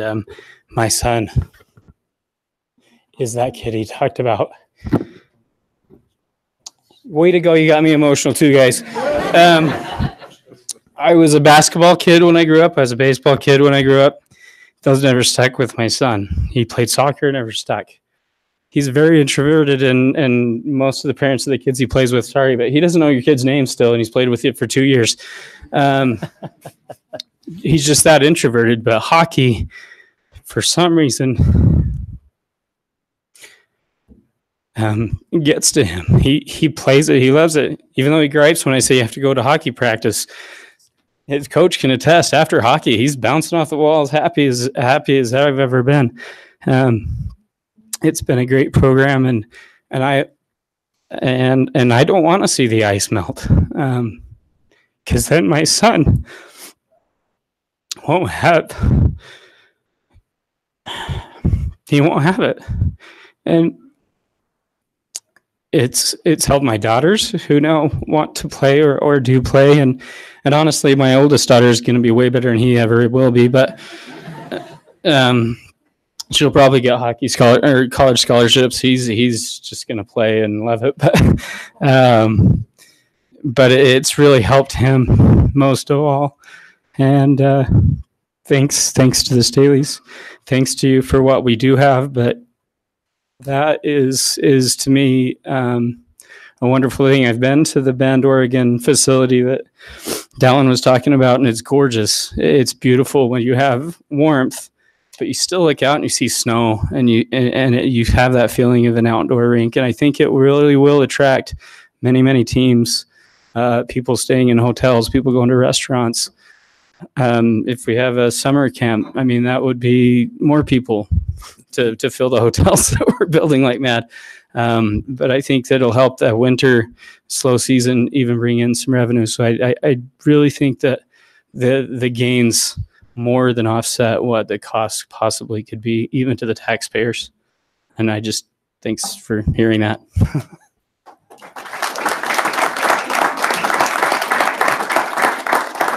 So much for hockey being a tough person sport. My goodness. Seriously, right? Right, baby. I have one last question for Dallin. I'd like to ask, if that's okay, Mayor.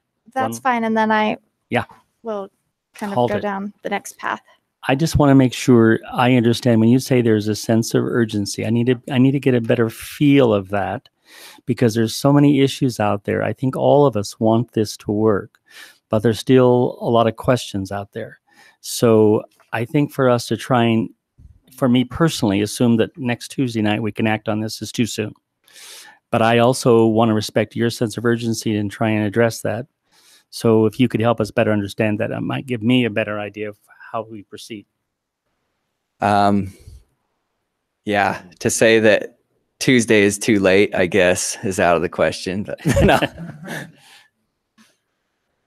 I don't want to ask anyone to make a stupid decision. I don't want to ask you guys to make a brash decision any more than we want to make a brash decision when it comes down to us having to make the final decision to sign on the dotted line. So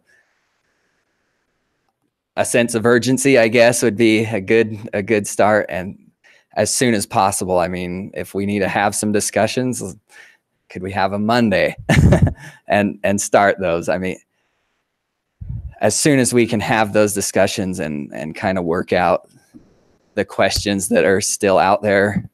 Yeah, because the soonest day and hour possible, I would say, is what we're shooting for. And sure, I want everyone to feel good with what we're doing. I want you guys to feel good. I want staff to feel good, the people running the rec programs and everything. But so the soonest we could, I mean, technically vote on this would be the 24th, right? If we don't look at the 9th. So my question would be, vote on what? Well, that's what I'm saying. First off, we don't have council on the 24th. Okay. So I'm just, from my side, I'm going to have to put a lease together. Oh. And this is going to be unique from anything the city's ever done. Correct. So I'm not going to be able to have this ready to go Tuesday. No, so if we're voting on a lease, that's got to be sometime. Yeah, and I'm not thinking that the lease would be what we'd be voting on, but kind of as I've outlined, kind of what we've outlined, if we could vote that we like those things moving forward, that as long as that doesn't change in a major way, I mean, something to give us an assurance that we can go start getting commitments would be a really good starting point for us.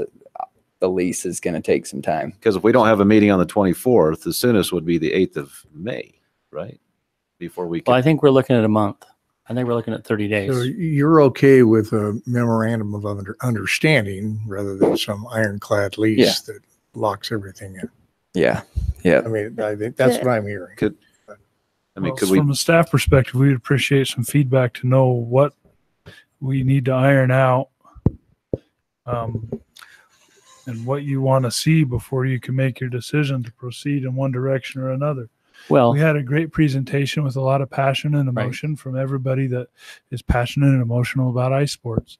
We haven't heard anything from the other potential users of that space. They're totally silent in this arena tonight. And I'm sure that they have passionate and stories about their children and their love for their sports as well. I think sports in general hits all those points of keeping kids on a better track and in life and giving them more to do. That's what we try to do through our rec programs all the time. So I don't know if the council's interested to hear from other potential users of the space. I don't know what kind of information the council wants us to get from the Staleys. Well, I'd like to know, for example, from whether it's from Ken or from Jennifer or whoever, but what is the trajectory for our basketball and gymnasium programs? What are the needs? What aren't being addressed? What can we, is it going to be 5 years out before we get those gyms built, 3 years out, 9 years out? I mean, what are we looking at and what are they needing in the basketball arena in addition to I can give the you a ice little rink? bit. So basically, the gym space, they have to cancel games quite frequently, try to rearrange practices, all of that, because we can't get gym space, even with the schools and the agreements. This is like intramurals, or is This this is league? city rec programs and everything we do internally for that. We have constant problems between basketball, volleyball, all of the indoor sports. So that is a common, it costs up to $46 an hour to have a janitor sit there to have a gym open, that we have to pay that and a rental fee for our city programming. So if you ask the basketball, volleyball folks, they will say, you promised us gyms when we voted on this facility years ago, and we're waiting for it. So you'll have the exact same passionate plea, if not more so, of you promised us this when we voted to bond on that facility all the years ago. Seems like what I'm hearing is these guys need the 7-year guarantee, even though they may not use it. They need that comfort to know they've got some fallback. That's what I'm hearing. So I think that's the essence of this discussion: is, are we going to agree as a council to give them 7-year MOU?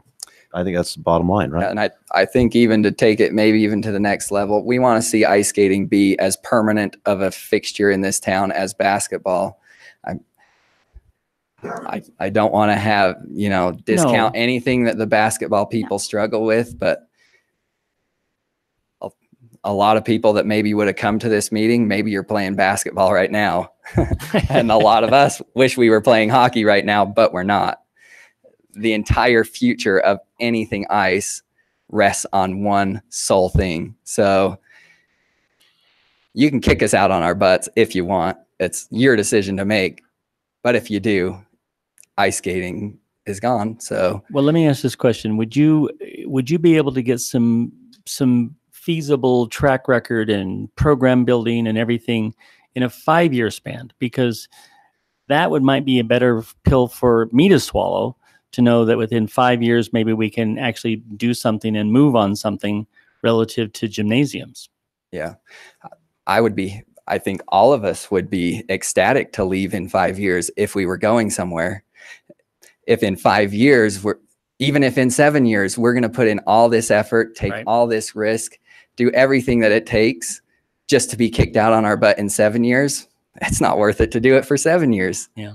I'm sorry, but our real goal is for this to be a permanent thing. So if we worked together and it was ready to go in 3 years, we'd be happy to go to a new home. But I guess I don't mean to be aggressive or anything in that way, but it's just kind of the reality. I hope you realize how much has gone into even getting it this far, how much goes into even just the operation of this simple thing, and how easy it would be for us to walk away and find another winter sport. But you've got a small sample of what we would lose if we did that. Sure. So it's not in any way worth the effort that it takes on my part to do this, other than what you've heard from these people. So I could cry too, and a lot of other people could too, but I'm sure there's been many nights you have, so you don't need to do it tonight. I think at the end of the day, all of us know and appreciate everything the ICE community has brought to Cedar City. We do not discount that. We ultimately want ICE and gyms. Big picture, we want ICE and gyms. It's a matter of the timeline for that one particular area. That's what a lot of this is going to come down to, is time frame for that one piece of property. Yeah, and I guess my answer to that is we are absolutely flexible on timeline if these projects are one project.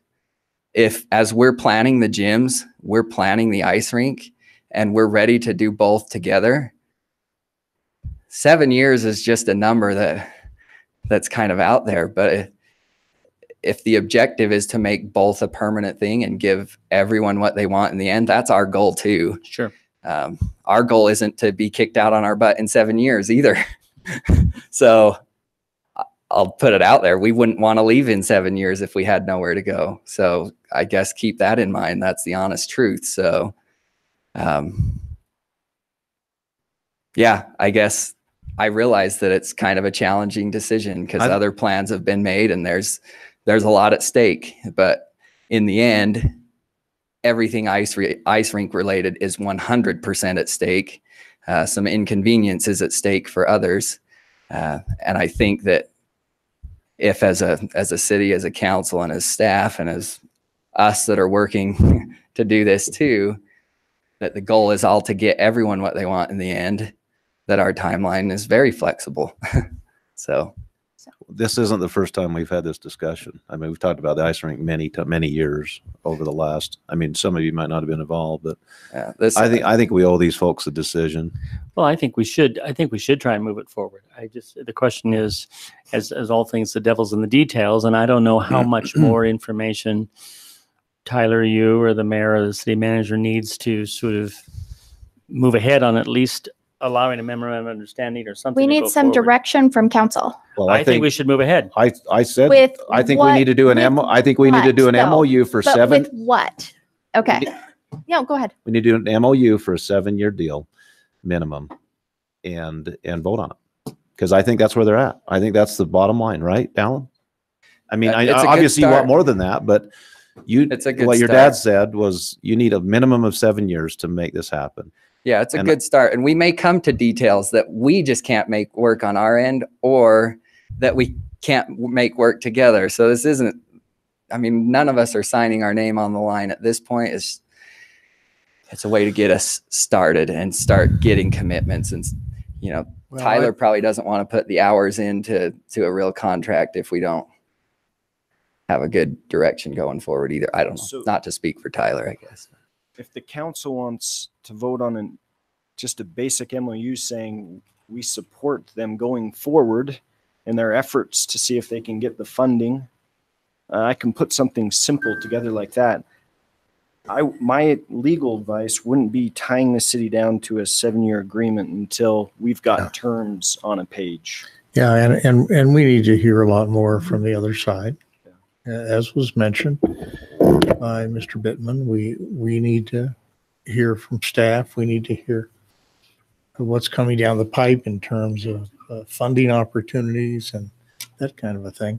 So I don't know. I think we need to flesh out our understanding before we can lock in on. Well, that's why I asked if this is something that could wait 30 days. Not wait, because we need to be doing work within that 30-day time frame to get some of these things clarified or rediscussed. I think the feeling here is everybody wants ice skating. We all want hockey. We all want what you've provided.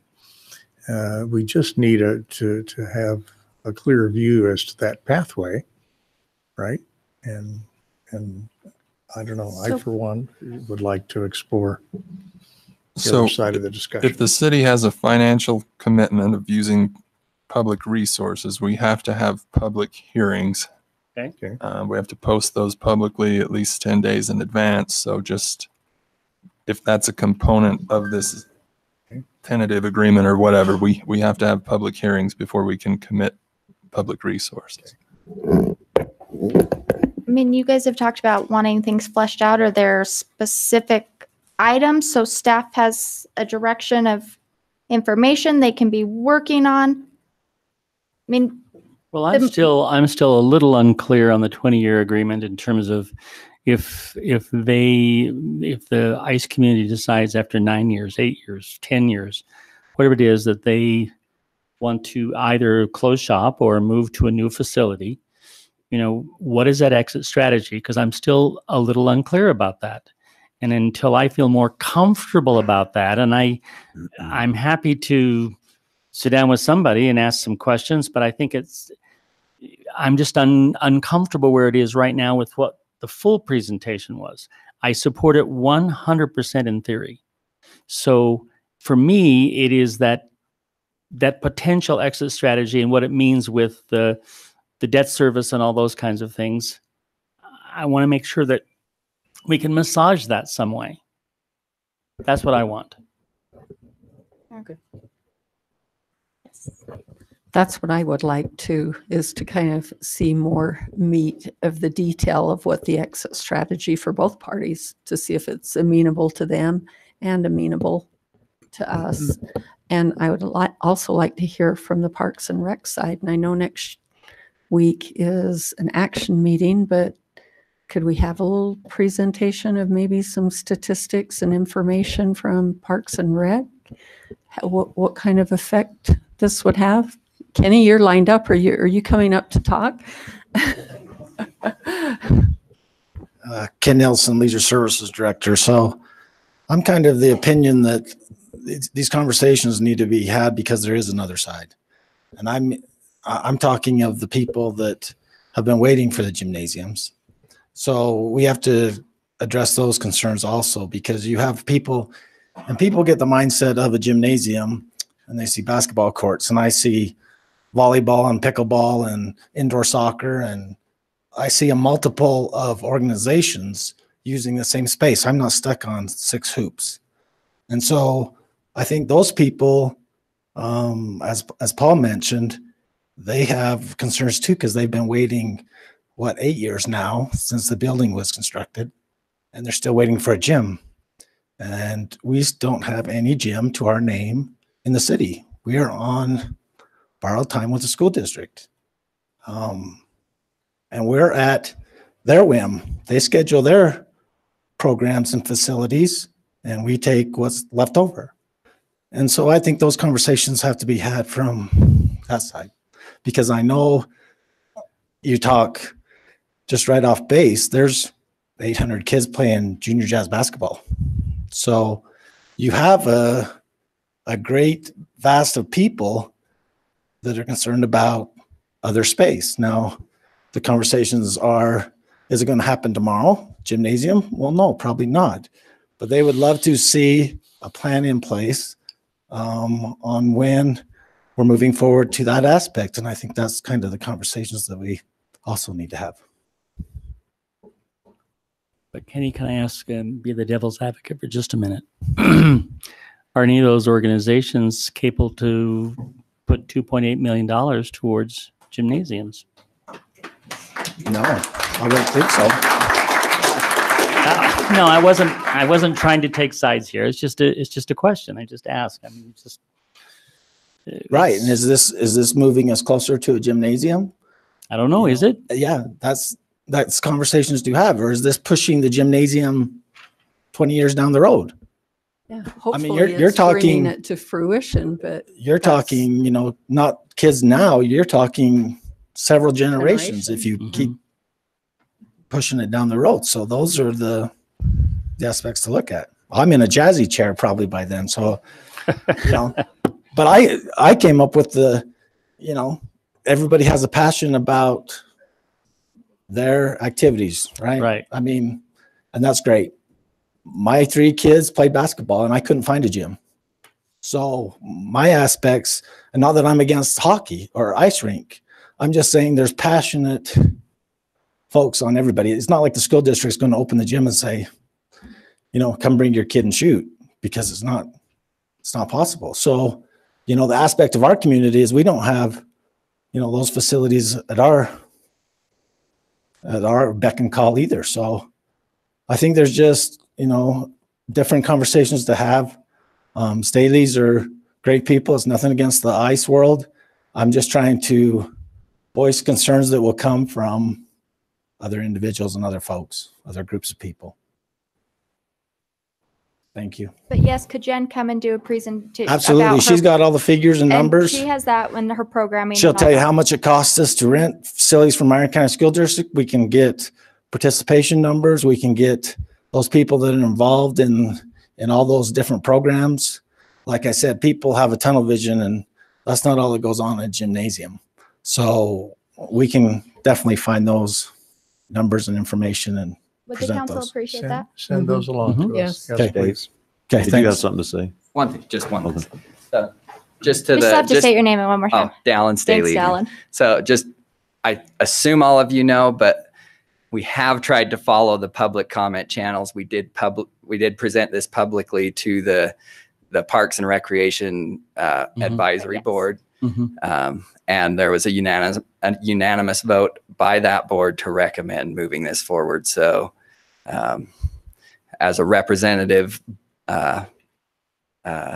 body for the community, there has been a recommendation made to move the ice rink forward. So. But you understand, just like when the city spends money, we do have to hold public hearings and all that. Oh yeah. Anytime we do the budgeting type stuff. Okay. Yeah, I'm not opposed to that. I'm not opposed to all of the public stuff. I just wanted to make sure if the word didn't get distributed. Yeah, that was in our packets too. Okay. Yeah, I just wanted to make sure that was out there. Yeah, no problem with public comment.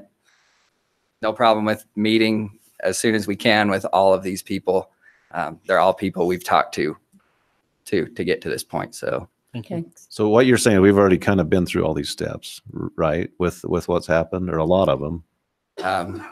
Yeah, The I mean, we procedure we presented went through. publicly to that body. We hired a professional to come in and evaluate it, and we got public. How many meetings did we have? We had the public presentation to the Leisure Services Advisory Board. We've had this public meeting that We had other public meetings on that. I mean, several. Yeah. Remember one at the Aquatic Center, one at the Heritage Center, one. I mean, we've had with that process, we had a lot of meetings and a lot of public input. I guess I'm saying we're not trying to fly under the radar. No. Everyone was equally welcome to come to this meeting. Oh as yeah, well, and so.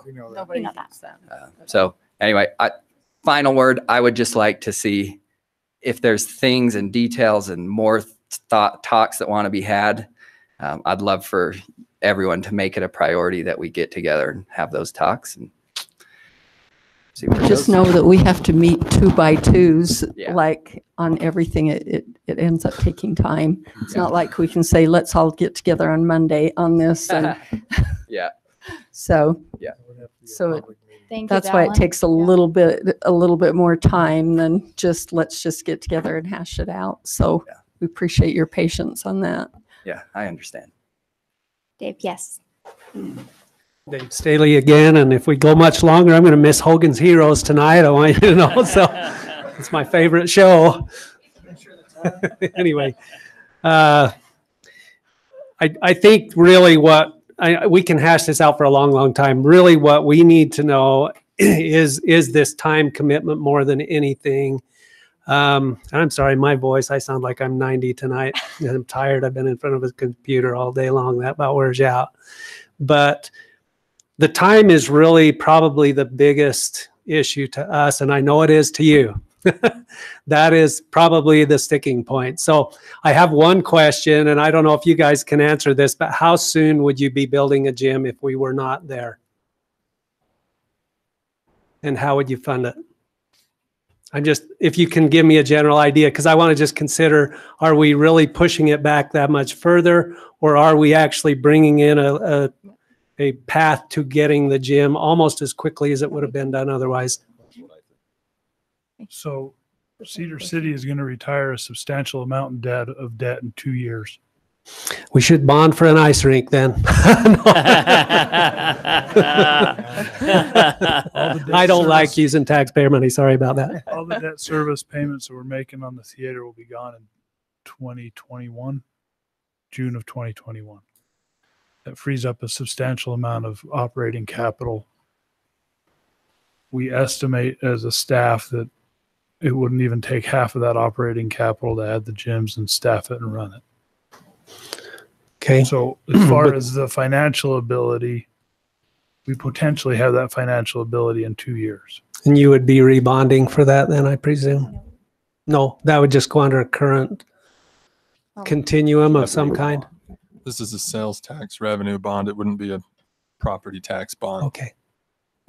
So the taxpayers wouldn't be making a decision on that then? It wouldn't be a general obligation bond. Those are the ones that go on the ballot. Okay. Okay. So in reality, would you anticipate building the gyms, do you think, Part of this at that discussion, point? that's the information that the staff needs to know. Right. And Which one do we go build? Do we go build the ice rink or do we go build the gym? Right. We try to accommodate both and try to figure out a way to accommodate both in the relative short time frame that the ice rink guys want and what we think the gym people want, but they're not here to say anything. Yeah. That's kind of what this side of the aisle needs to know. Yeah. So what we need to know really is whether we can get a time commitment more than anything before we put our name on the line too, because again, we just need that trajectory. We need time to develop a trajectory that we're comfortable with to take the next step. So that's about as simply put as I can put it. And we appreciate you being very careful going into it too, because we don't want you to assume risk that doesn't work out and we end up holding it. So, so we appreciate all the work and the careful planning and whatnot. So, and the only other thing I'd want to reiterate is there's a lot that stands on this one decision, where the future of ICE, unless we find another way around it, if we were to be moved off from it, which we always knew could happen in the very beginning when you first let us come onto that piece of property, we knew that there was time sensitive things going on there too. So we're not trying to make an excuse on that either, because we know that time clicks away very quickly. I think that's another point to remember. It does click away very quickly. If we were to decide against this, we would have to make some contingencies as to whether we continue to just operate there as we are until we were removed. And at that point in time, would we be able to reach a higher rung on the ladder or not? I don't know. I don't know. So that the future of the ice culture in Cedar will really hinge a lot on what happens in this location for this kind of capital, input into something like that to happen. And 20 years down the road, I would assume we would be out of there for quite some time and well on our way to something else, or in another place already moving along. So anyway, any other? Thank you. So I propose that we continue to look at this aggressively. We get information next week at our Tuesday night meeting, but that we revisit this at the next available meeting, the first week of May. With the intention that the next 27 days or however many days it is, we continue to work on whatever issues on massaging or talking with these people more about, can we massage this? Can we do this? Can we make this work? And really be able to say, yes, we can, or no, we can't, based on the information we're going to get next week and in the ensuing 25 days. And if you have questions, We will be in touch. Keep them coming so that we can Yes. continue to get information. And questions back at us on what you need from us. So those queries should come to you, Paul. Sure. So the information we need is mainly the exit strategy, Yeah. or is that what you're thinking? That's my concern. That's really only my concern. Is that something we can address tonight, or the exit strategy, Dave? Or, I mean, I think if I I thought we because had- I just think we need to hash this out tonight, and I think it's time we make a decision, yay or nay, on Tuesday, and So move on. I thought we had kind of come to at least a preliminary thing on this exit thing. One is that you don't owe us anything the day that we leave. Anything that we've put into this facility becomes the city's. The only other thing was be the ice equipment. Is the city willing? So this number one is you don't hold anything beyond what is still owing. We don't expect that. Now I'm going to address a couple of different things. So basically we are not building any equity for ourselves, not a dime. Okay. That's first. Okay. The second is the ice equipment, if it's lumped in with this money that we're servicing debt on, and if we consider it to be part of the same property as that would be assumed by the city, question on that is the city willing to let that go without additional cost to a new facility? So that's number two. We would want that. The equipment. The ice making equipment, which would be worth about, what, $500,000, Dallin, or less, or what? Yeah, new, I guess. Well, for all. New it would be depreciated some by then, but You're talking dasher boards, ice making, all of it. now all of the heat transfer piping has to stay in the floor, of course. You know, it would only be the movable items that could be let go. So would the city be willing to contribute that toward a new facility without cost? I don't know why not. I mean, we're not going to have two ice skating rinks, so why would we need that equipment? Well, you might want to freeze up the pool or something. You know, I don't know. You know, I'm just saying those things, you don't assume any obligation to pay us anything back for any equity that we've built. So if And you're of kicked course- out in 7 years, you want to take the ice making equipment and move on. But we And would want to be able to equity- have that be available to be put into the new facility as a donation by the city. Yes. Is that clear enough? That's what we would expect. If you're not building equity, how are you going to move? We will have time by then to garner the interest of large donors. That's what we're really banking on. And we believe that can happen. But we need to establish the trajectory in order to take that case to them. Okay. That's what we're banking on. Yep. Okay. The other is if for some reason, and you always have to plan in agreements for contingencies that are outside of what you normally expect to have happen. If Staley Rec Management, which is a nonprofit group, we don't make any money off that. It stays within. But if for some reason things really went downhill, and we felt like we had to exit sooner than the 5-year warning track mark, which we're talking about a 5-year warning track basically, and a 2-year period to move on. If we felt like what we would expect from the city, we would also have the city expect from us. It would be an equal back and forth on exit.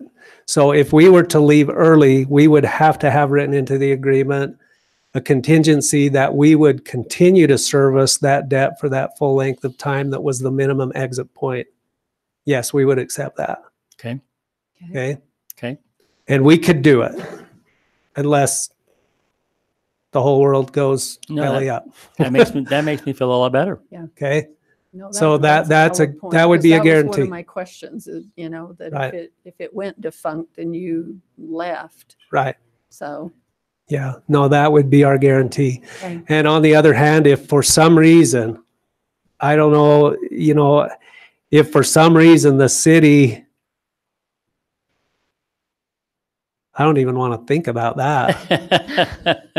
But if some unusual situation came about that maybe, you know, there again, maybe the city would have to agree to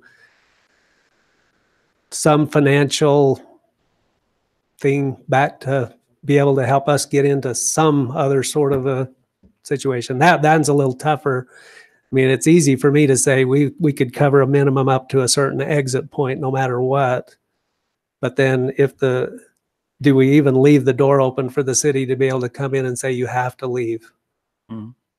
Unless we're not meeting our contractual obligations, I would hope that that wouldn't be an option, but Could we put something in the agreement or the MOU or whatever, that if that happened, we could have some understanding on that corner piece of property between the aquatic center and the ball fields where you thought about going, but it was too expensive? something, yeah, I mean. Would that be, Mhm. I mean, something we could do? And I don't know that here's the place to negotiate it out, but the thing we really need that's probably the most critical is some time. Again, that's probably our most critical commodity right now that we really need is some time. Well, and maybe if we decided to have you exit early, you don't have to pay through that 5-year or Oh, no. 7-year time or something. Yeah, I obviously don't know, not. but I know that makes you nervous for us to even say we need an out for some reason. I don't know. Well, that's what I say. Do we even Yeah, leave the door it's- open for that out as long as we're meeting our contractual Yeah, I don't- obligations? I I don't know. kind of don't think that should be in there personally. You know, I think one thing the council needs to consider over the next several weeks, months, is if the city is going to subsidize this passion, there's going to be another passion in a year that's going to ask for a similar thing. Let me give you an example on that, Tyler. Let me just bring something up. Go ahead. Yeah, I'm not saying this passion isn't worth it. I'm just saying the council needs to understand what you're setting yourself up for in the future. Okay, let me just address that. So we had a group every bit as big and passionate as this to build a dog park, and I was in support of doing the same thing for them as we did for the ice rink, of leasing them a piece of property up by Trailside that's worthless to us because of subsidence, where they could take that property, lease it from the city for $1 a year, build their dog park, do all the effort these guys have done over the years. And I saw them, and not to demean or anything else, but the level of dedication that I saw there versus this. I saw a Facebook post for a GoFundMe account, and they had as much passion as verbally here. And I think in 2 months, they raised $25. So I think that's the difference between this group and maybe others that are passionate as well, because these guys have had skin in the game and they've proven themselves. In 6 years, they've proven themselves. So Could I just address that too as well? If you had somebody come to you and you made an apples for apples comparison, if they came to you with the capital investment and the actual utilizing of the funding that would come from the city for utilities, which will probably be much less than $85,000 a year, based on a number of factors, that's kind of a stop loss. And also that would need to be in the agreement that it couldn't go over that. We anticipate it would be significantly less than that. I mentioned this earlier, you would not be losing any of that money in reality, because what it would take if it was $50,000, $60,000 a year to contribute to a value that would come back to the city of at least probably 1.7 or $1.8 million on current prices for, say, 10 years or 5 years or 7 years, your equity in it is going to be more than if you were paying that to a bank in interest. So it's a little different, in my opinion, than something like that. So if you have somebody else coming and saying, me too, I want to do you to do the same thing, it's pretty easy to say, if you'll do the same thing, we'll do the same thing. You're probably not going to get any takers on it if you'll do the same thing that these folks have brought to the table. So I want to put that out there as just, again, I'm going to tell you right now, it would be easier for me. It would be easier for me to have you say no and us to be done with this, honestly. And I'm not saying that in any negative way, but this is the beginning of a lot of work and a lot of heart and soul that would go into this. In fact, it's a little, I'm not going to use the word scary because we don't get scared, but it's a huge commitment. And when we take a commitment, we take it seriously. So it's not something that's going to fall by the wayside because you say yes. And again, I know that. It's just, it's such a critical stage for what we are trying to get to in the end for both sides to be addressed. If that time frame of those extra 2 or 3 years is too much to bite off, then we have to either find another direction or we have to plan our own exit strategy, one or the other. Well, I'd just like to make a comment too on the subsidizing end. I would hesitate to say that really any of our athletic programs fully support themselves. We provide facilities, we provide swimming pools, all kinds of things that the city pays for the use of our citizens. And I think ice rink can fall in that. I don't think we need to look at it that it has to be 100% self-sustaining, because our other programs aren't. We provide facilities, and the basketball won't pay for that. Mac Center, you know? Right. And so, yeah, it's part of what makes a community. Yeah. That's what makes this so attractive. Well, and I will be honest, I think we could run it in the black fully without that. I honestly do. But if we did and we asked for nothing from the city and then we did an exit strategy, the city would be buying us out. Yeah. Yeah. And it would probably be more expensive than doing it this way. Yeah. Do you see what I'm saying? You've put a lot of work into this. It's a very exciting prospect, and It is. I think it adds a new dimension to our community that we've not had. I mean, we've had the last 6 years, but this takes us to the next level. Yeah. And I think it's a very worthwhile project. Well, with that said, is there enough information on the concept of the time frame of the transfer of assets from that facility being donated to a new facility, of the comfort level of you accepting our guarantee at a minimum exit point? So that's the point number 3, the minimum exit point that we would guarantee funding through that period of time. And the 4th one is that you won't make us leave until that minimum term is up. But if we did have to leave because of a problem with the business model or some other thing that we were financially just drowning, we would guarantee that would be carried through at least that minimum exit point. Are those clear enough? That's an important point for me. And I think that's a great one on your behalf to offer to the city. I don't see it happening. I mean, even if, I will tell you this too, if we swim in a little red ink, I'm not used to that. I don't like it. But if we had to get it off the ground for the first 2 or 3 years, we would do it. And we could do it. I mean, if it was $80,000, I got to sell another 2 machines to get it done, you know? So whatever. We're not going to let it just fall by the wayside because we come up a little short. Right. Does Dave's response and his detail give you guys enough information to vote on Tuesday and put together an MOU so they have some direction of which way to go? Well, the one piece we haven't heard from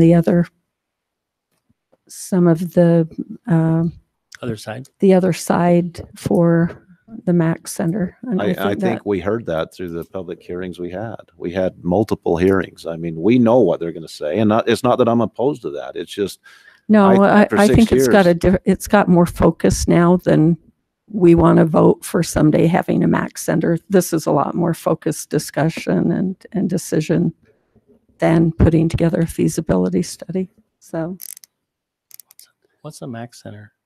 The gyms. Thank you. I just anachronisms. Okay, I'm just trying to pick this up. One other quick little detail. I think the original Mac Center was going to have 2 gym floors. Is that correct? Am I correct in that? It wasn't going to be as long as this because with the ICE proposal, you guys pushed it further to the east. With our proposal, it brings another floor that would not have been there. Is that worth waiting another little bit of time for? I don't know. Again, I think it just comes down to a really simple, honestly, super simple decision. Do we want ice in Cedar or don't we? Because it's going to kind of come down to that. It's not like, okay, we might find some other creative way to do this, some other way without the city being involved. This would just be a real great rung within our reach right now that is just not within our reach any other way right now. That's that's the reality of it. And so I also believe that there are other funding possibilities out there for you. I believe there are, but I believe that one of the things that we're shying away from right now, this is why I'm willing to stand behind this funding, is that we don't want to ask for the big funding until we go for the big facility, because then we're asking twice and we're actually asking people to fund something that we have to give away. Yeah. No, it's very smart. Very smart. So we're actually purposely holding off on that right now. Other than in-kind, volunteer, cost reduction, discounts, those kind of things, which honestly, I believe we can rally Cedar City to get. Cedar is a unique place, and where it's come from thus far is very unique. There's not very many ice rinks that start the way this one started and that grow organically the way it's grown through the efforts of so many volunteers and others. And I think that spirit, even in just looking at the offerings of the city when they are trying to attract businesses here or attract more folks out west of town or whatever, we think we can get a lot of donation from these guys too, but we really don't want to do it yet. The way that one other thing I want to explain, and this might help you a little bit too. The funding we want to try to restrict to more O&M type funding through sponsorships, through naming rights of the facility, through the different advertising mediums that you can put in a facility, and those types of things. So we want to sort of limit it to that until we develop a track record and a trajectory that we then go and ask for big donations from people that we don't want to have to ask twice. Do you see kind of where I'm going with that? I do. Sure. So that's just sort of the business sense of it, I guess, is just kind of holding until we can show another major step forward, another major stage forward in the ice culture, or whatever you want to call it here. I think this next step is going to change everything. I really do. I think if you took the 3D models that Dallin showed you, the renderings, you just picture what's going to happen there. Look, I'm going to give you one example. Look what happened to Burger King. Has anybody noticed the difference in the parking lot at Burger King since they built a new facility? It's not even the same place. That will happen here. And that's not because we're not being utilized right now. We're already crowded out, but you're going to see the growth just take off when you have a facility like the change you saw over there on that corner. It's going to be a huge difference. I think you could agree to that. I agree with Dave. If we have more discussion, it's going to be more the same. We've got a group that wants a Mac Center. We've got a group that wants an ice rink. And I think at least I've been involved in this for 6 years. And we've had these discussions over and over again. And I think it's time the council makes a decision up or down. I think we can hammer out the details of the agreement with those basic pieces in place. If we can. I believe we can too. Okay. So do you have any other questions for me? Go watch Hogan's Heroes. Well, shoot. What time is it? Oh, we got 30 minutes. Let's keep hammering this out. I don't know what else to give you other than the heart and soul of what we are trying to do. No, I think I do not want that to be lost. I think we got that, and I think it's very clear. Yeah. So I guess my question is back to staff over here: is how do we want to proceed from a timing standpoint, so we can hear from the other side? I mean, it's a matter of taking the agenda order. I mean, we could have that comment first, or do we want to? Because I agree with Councilman Cousins. I think having a memorandum of understanding would be a good way to start, and then work out the details, whatever they might happen to be in the contractual thing that we can all feel comfortable with. I mean, no matter what, we can have the other Jen talk about her programming next week. Right. We can Correct. still have this on the agenda for next week. Can hear that. We can kind of figure out if you were taking a vote then, or what you would. In light of not having the meeting the next week, can we do an action and a work? Well, next week is an action. Yeah. So you can have Jen talk just before the item. Oh, we're doing an. Next week is an action meeting. Right. Right. I'm sorry. So- So we're going to do, so we do an action, a work and an action then, or, Oh. because we'll Just a discuss this. presentation. Yeah, Or- we'll Well, no matter, I mean, we That's can, what I meant. yeah, we can still discuss it before you vote on anything That's what I anyway. meant. So you But don't it have wouldn't to, be, but it would be more involved. It wouldn't be your typical but action. you'll It be would on an be, action agenda, so you will discuss Kids it still have anyway. discussion and presentation. Yeah. Yeah. Okay.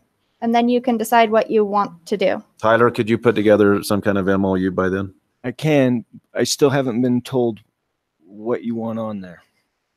So We know what the ice guys want, but we don't know what the city wants. So I can throw in some real general things. And, you know, like tonight, we've had a discussion and I've written down 6 additional things that we hadn't talked about in our previous meetings. These discussions are helping us. I know. So I can put together something real general and I guess we'll just. I think that's what we should do, because I think in the next 6 days, there could be a lot more questions that come up before next Tuesday that'll eventually land in that contractual agreement that everyone can feel comfortable with, as long as the memorandum of understanding can be general enough and in the spirit of what we want to move forward with, knowing that at any time it could be, not any time, but at some point it could be pulled back if we can't find agreement between the two of us, but giving you some added latitude to move forward on. Yeah, because what, you know, there's still the possibility, even if everything came together, we've got to come to a point where we can actually go to the bank and say, okay, Yeah. where are we really going to go with the funding side? We've gotten things from them that are very positive, but until we have the funding in place too, we really can't say we're going to do this, but we need a decision made enough so we can go forward with some of the other efforts we need to go through to secure those kind of things as well. And then I don't know that, I don't know, we'll have to decide whether we have to have a signed agreement. Our agreement might need to include, provided these certain conditions are met, the project will move forward, Right. but it leaves us an out before we are fully committed. Like if we just can't secure funding for some reason or some other thing happens. I don't think that's going to happen, but do you see where I'm going? I do. So we have to have just sort of a minimum level that we get to go ahead and pursue these other avenues, to then probably at some point be able to say, if we meet these certain criteria, then yes, we do have the green light to move forward. If we can't meet them, then we all exit before any money is spent. Could you, I mean, Tyler, could you work with the Staleys the rest of this week to come up with We something? have work to do, Paul. No, I'm just teasing. We can work with email it. it to us and let us review it before next week's meeting. Yeah.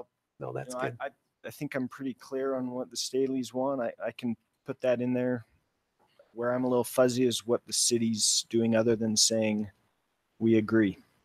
Well, and we may, when we get all of those 6 new points and different things in there, because his point to me about the minimum time period and assuming that liability if they do come is a big one for me. Those aren't going to be in the MOU. That's the No, lease. I know, but that's in the legal side of it. I understand that. Right. So I will work my magic. Awesome. Okay, so Okay, thank you. Thank okay, you. thank you. We're now moving on to the next agenda item. So thank you all for coming. No, stick around. It's emergency preparedness. It's going to be really fun. Yeah, come on. Yeah, you don't want to miss agenda item 6. All right. Item number 6, review the city's emergency plan. So as soon as Shirts gets in here. Make sure we talk I'm now. staying. Yes. Thank you.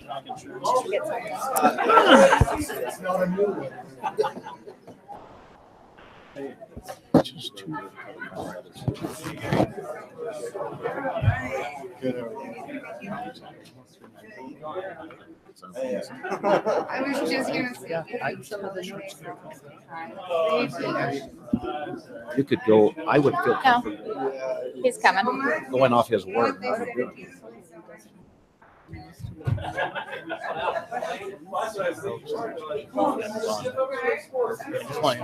Can I ask everyone that walked down to the hall to try to be quiet though, just so we can get onto our next one? Oh, you're fine. Thank you so much. We've asked Mike to do this in less than 10 minutes with absolutely no acronyms. So go.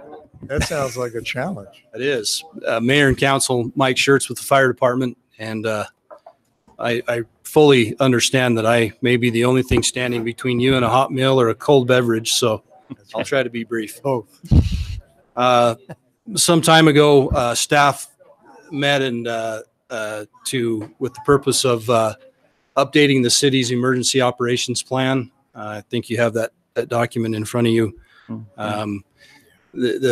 Just a little bit of history on the document itself. The last revision that we had was dated 2005, and so we felt like it was time to take a look at that and update it. So we made some assignments. Various department heads were given areas that they would be in charge of in that plan. Without using too many acronyms, we followed guidance that comes from FEMA. We all know who FEMA is. They put out. There's strike one. Yeah, it's strike one. I'm going to keep going. It's down too. They put out a document known as the CPG 101. That's the Comprehensive Preparedness Guide. There's two. In that document, they outline things such as NIMS and ICS. That stands for the National Incident Management System. So there's two. I think I'm way past three, aren't I? You are. Sorry, just keep going.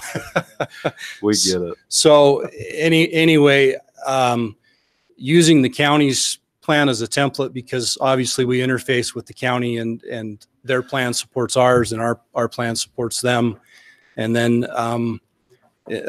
looking regionally and at the state level, in essence, FEMA says that cities should have a plan in case something catastrophic happens that gives us some framework or guidance as to how we respond to that, mitigate it, and so forth. So we've done that. We've gone through the plan. It's updated.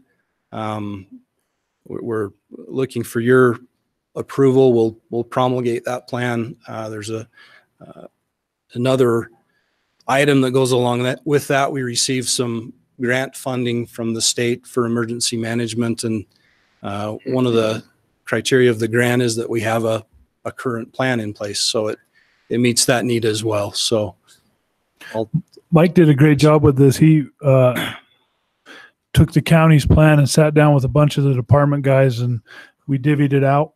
So all the public works stuff went to Ryan, and all the police stuff went to Darren, and Mike got a bunch of stuff for fire and some of those other issues. And we all kind of took the counties and edited it. And then Mike compiled everything for us, and it was great. He even made us some Go kits that have all the FEMA forms with all the acronyms and numbers on them. And then right. It's really cool. It's good stuff. Yeah. It's good stuff. So on some of the reports where we see notes and things that so-and-so is doing this, or this has been changed or updated, is that all going to, I mean, we haven't seen the final version of this. Yeah, so I think the version that got sent up in a zip file was all of the edits. I have a final version. Oh, you that do? Okay. Yeah, and so I think the intent is we'll have administration probably print these or bind them. Part of the process is that this hopefully doesn't go on a shelf and collect dust, which it will, but the intent is, and the guidance from the government is that we exercise and use the plan and identify gaps in the plan. What are we doing right? What are we doing wrong through some exercise and training? And then look at the plan annually. That's another item that FEMA says that we should be doing is looking at the plan again. So I think the intent is to create a printed plan that would be in the hands of obviously the department heads and those that have responsibilities within the plan, and make it a living document, if you will, something that we can use and use to guide us if we have the big event that comes through town. So other than teaching about acronyms, I'm going to abstain from this discussion and vote. And you're way, way more concise than Phillips. Wow. Ooh. So way to go. No comment. All right. Are there any questions from the council on this? And so My only question is, as a council, then we need to approve the final plan, correct? Yes. So would you like the not redlined copy emailed to you? No. I mean, And sometimes I apologize for that. I had two versions and I had printed one and the red I line liked the red line one because then I could see your Then changes. you know what showed what the changes, changes so- were. Okay. Yeah, I thought it was actually Yeah. more helpful to have Yeah. that. Well, good. I did that on purpose. But yeah, so way to go with that. It was. Yeah, let me back up. It was kind of interesting, actually, a lot of it. I mean, Yeah. So where does the grant funding go? Does it go to the fire department? Is that the one we need to study to find out what hidden acronyms and stuff are in there? Or On page 243, I think there's some fire stations and trucks and just 18 new trucks. 18 new trucks, some stations, some amphibious vehicles for when Coal Creek floods. The grant funding does go to the fire department. It's a state Division of Emergency Management grant. And what the state has done is said that they want to support cities. Now the county gets a much larger grant and they have done so for many years. They've said the state has stepped in and said, we want to provide some funding that helps you become prepared. And they give us some guidance as well as to what they want to see. And they want us to interface with the county and function as a regional and a state group so that the plan can grow and we can ask for help if it gets beyond our control. So that money has been used in part to study the plan, update it and those types of things. So. okay, great. it's for your hard work. It's a lot of Yeah, pages. that's a lot of paperwork. It was. It took a while. Yeah. Does that have a resolution or anything going with I it? think we just need, do we need a resolution to adopt it or just a voice vote? Would you like a resolution just so it's a formal? I think that a resolution would be what the state would prefer. And then we'll promulgate it, put your names on it, get you to sign it, and then we'll print copies and I can ship that up to the state and check that box on the grant stuff. So. Okay. All right. Awesome. Thank you. We'll put this on the action agenda. And with that, I move to adjourn this eternal meeting. I second. all in favor? Aye. Thank you, guys. Thank you. Not so much for 7:30. But you make it on time for Hogan's Hero.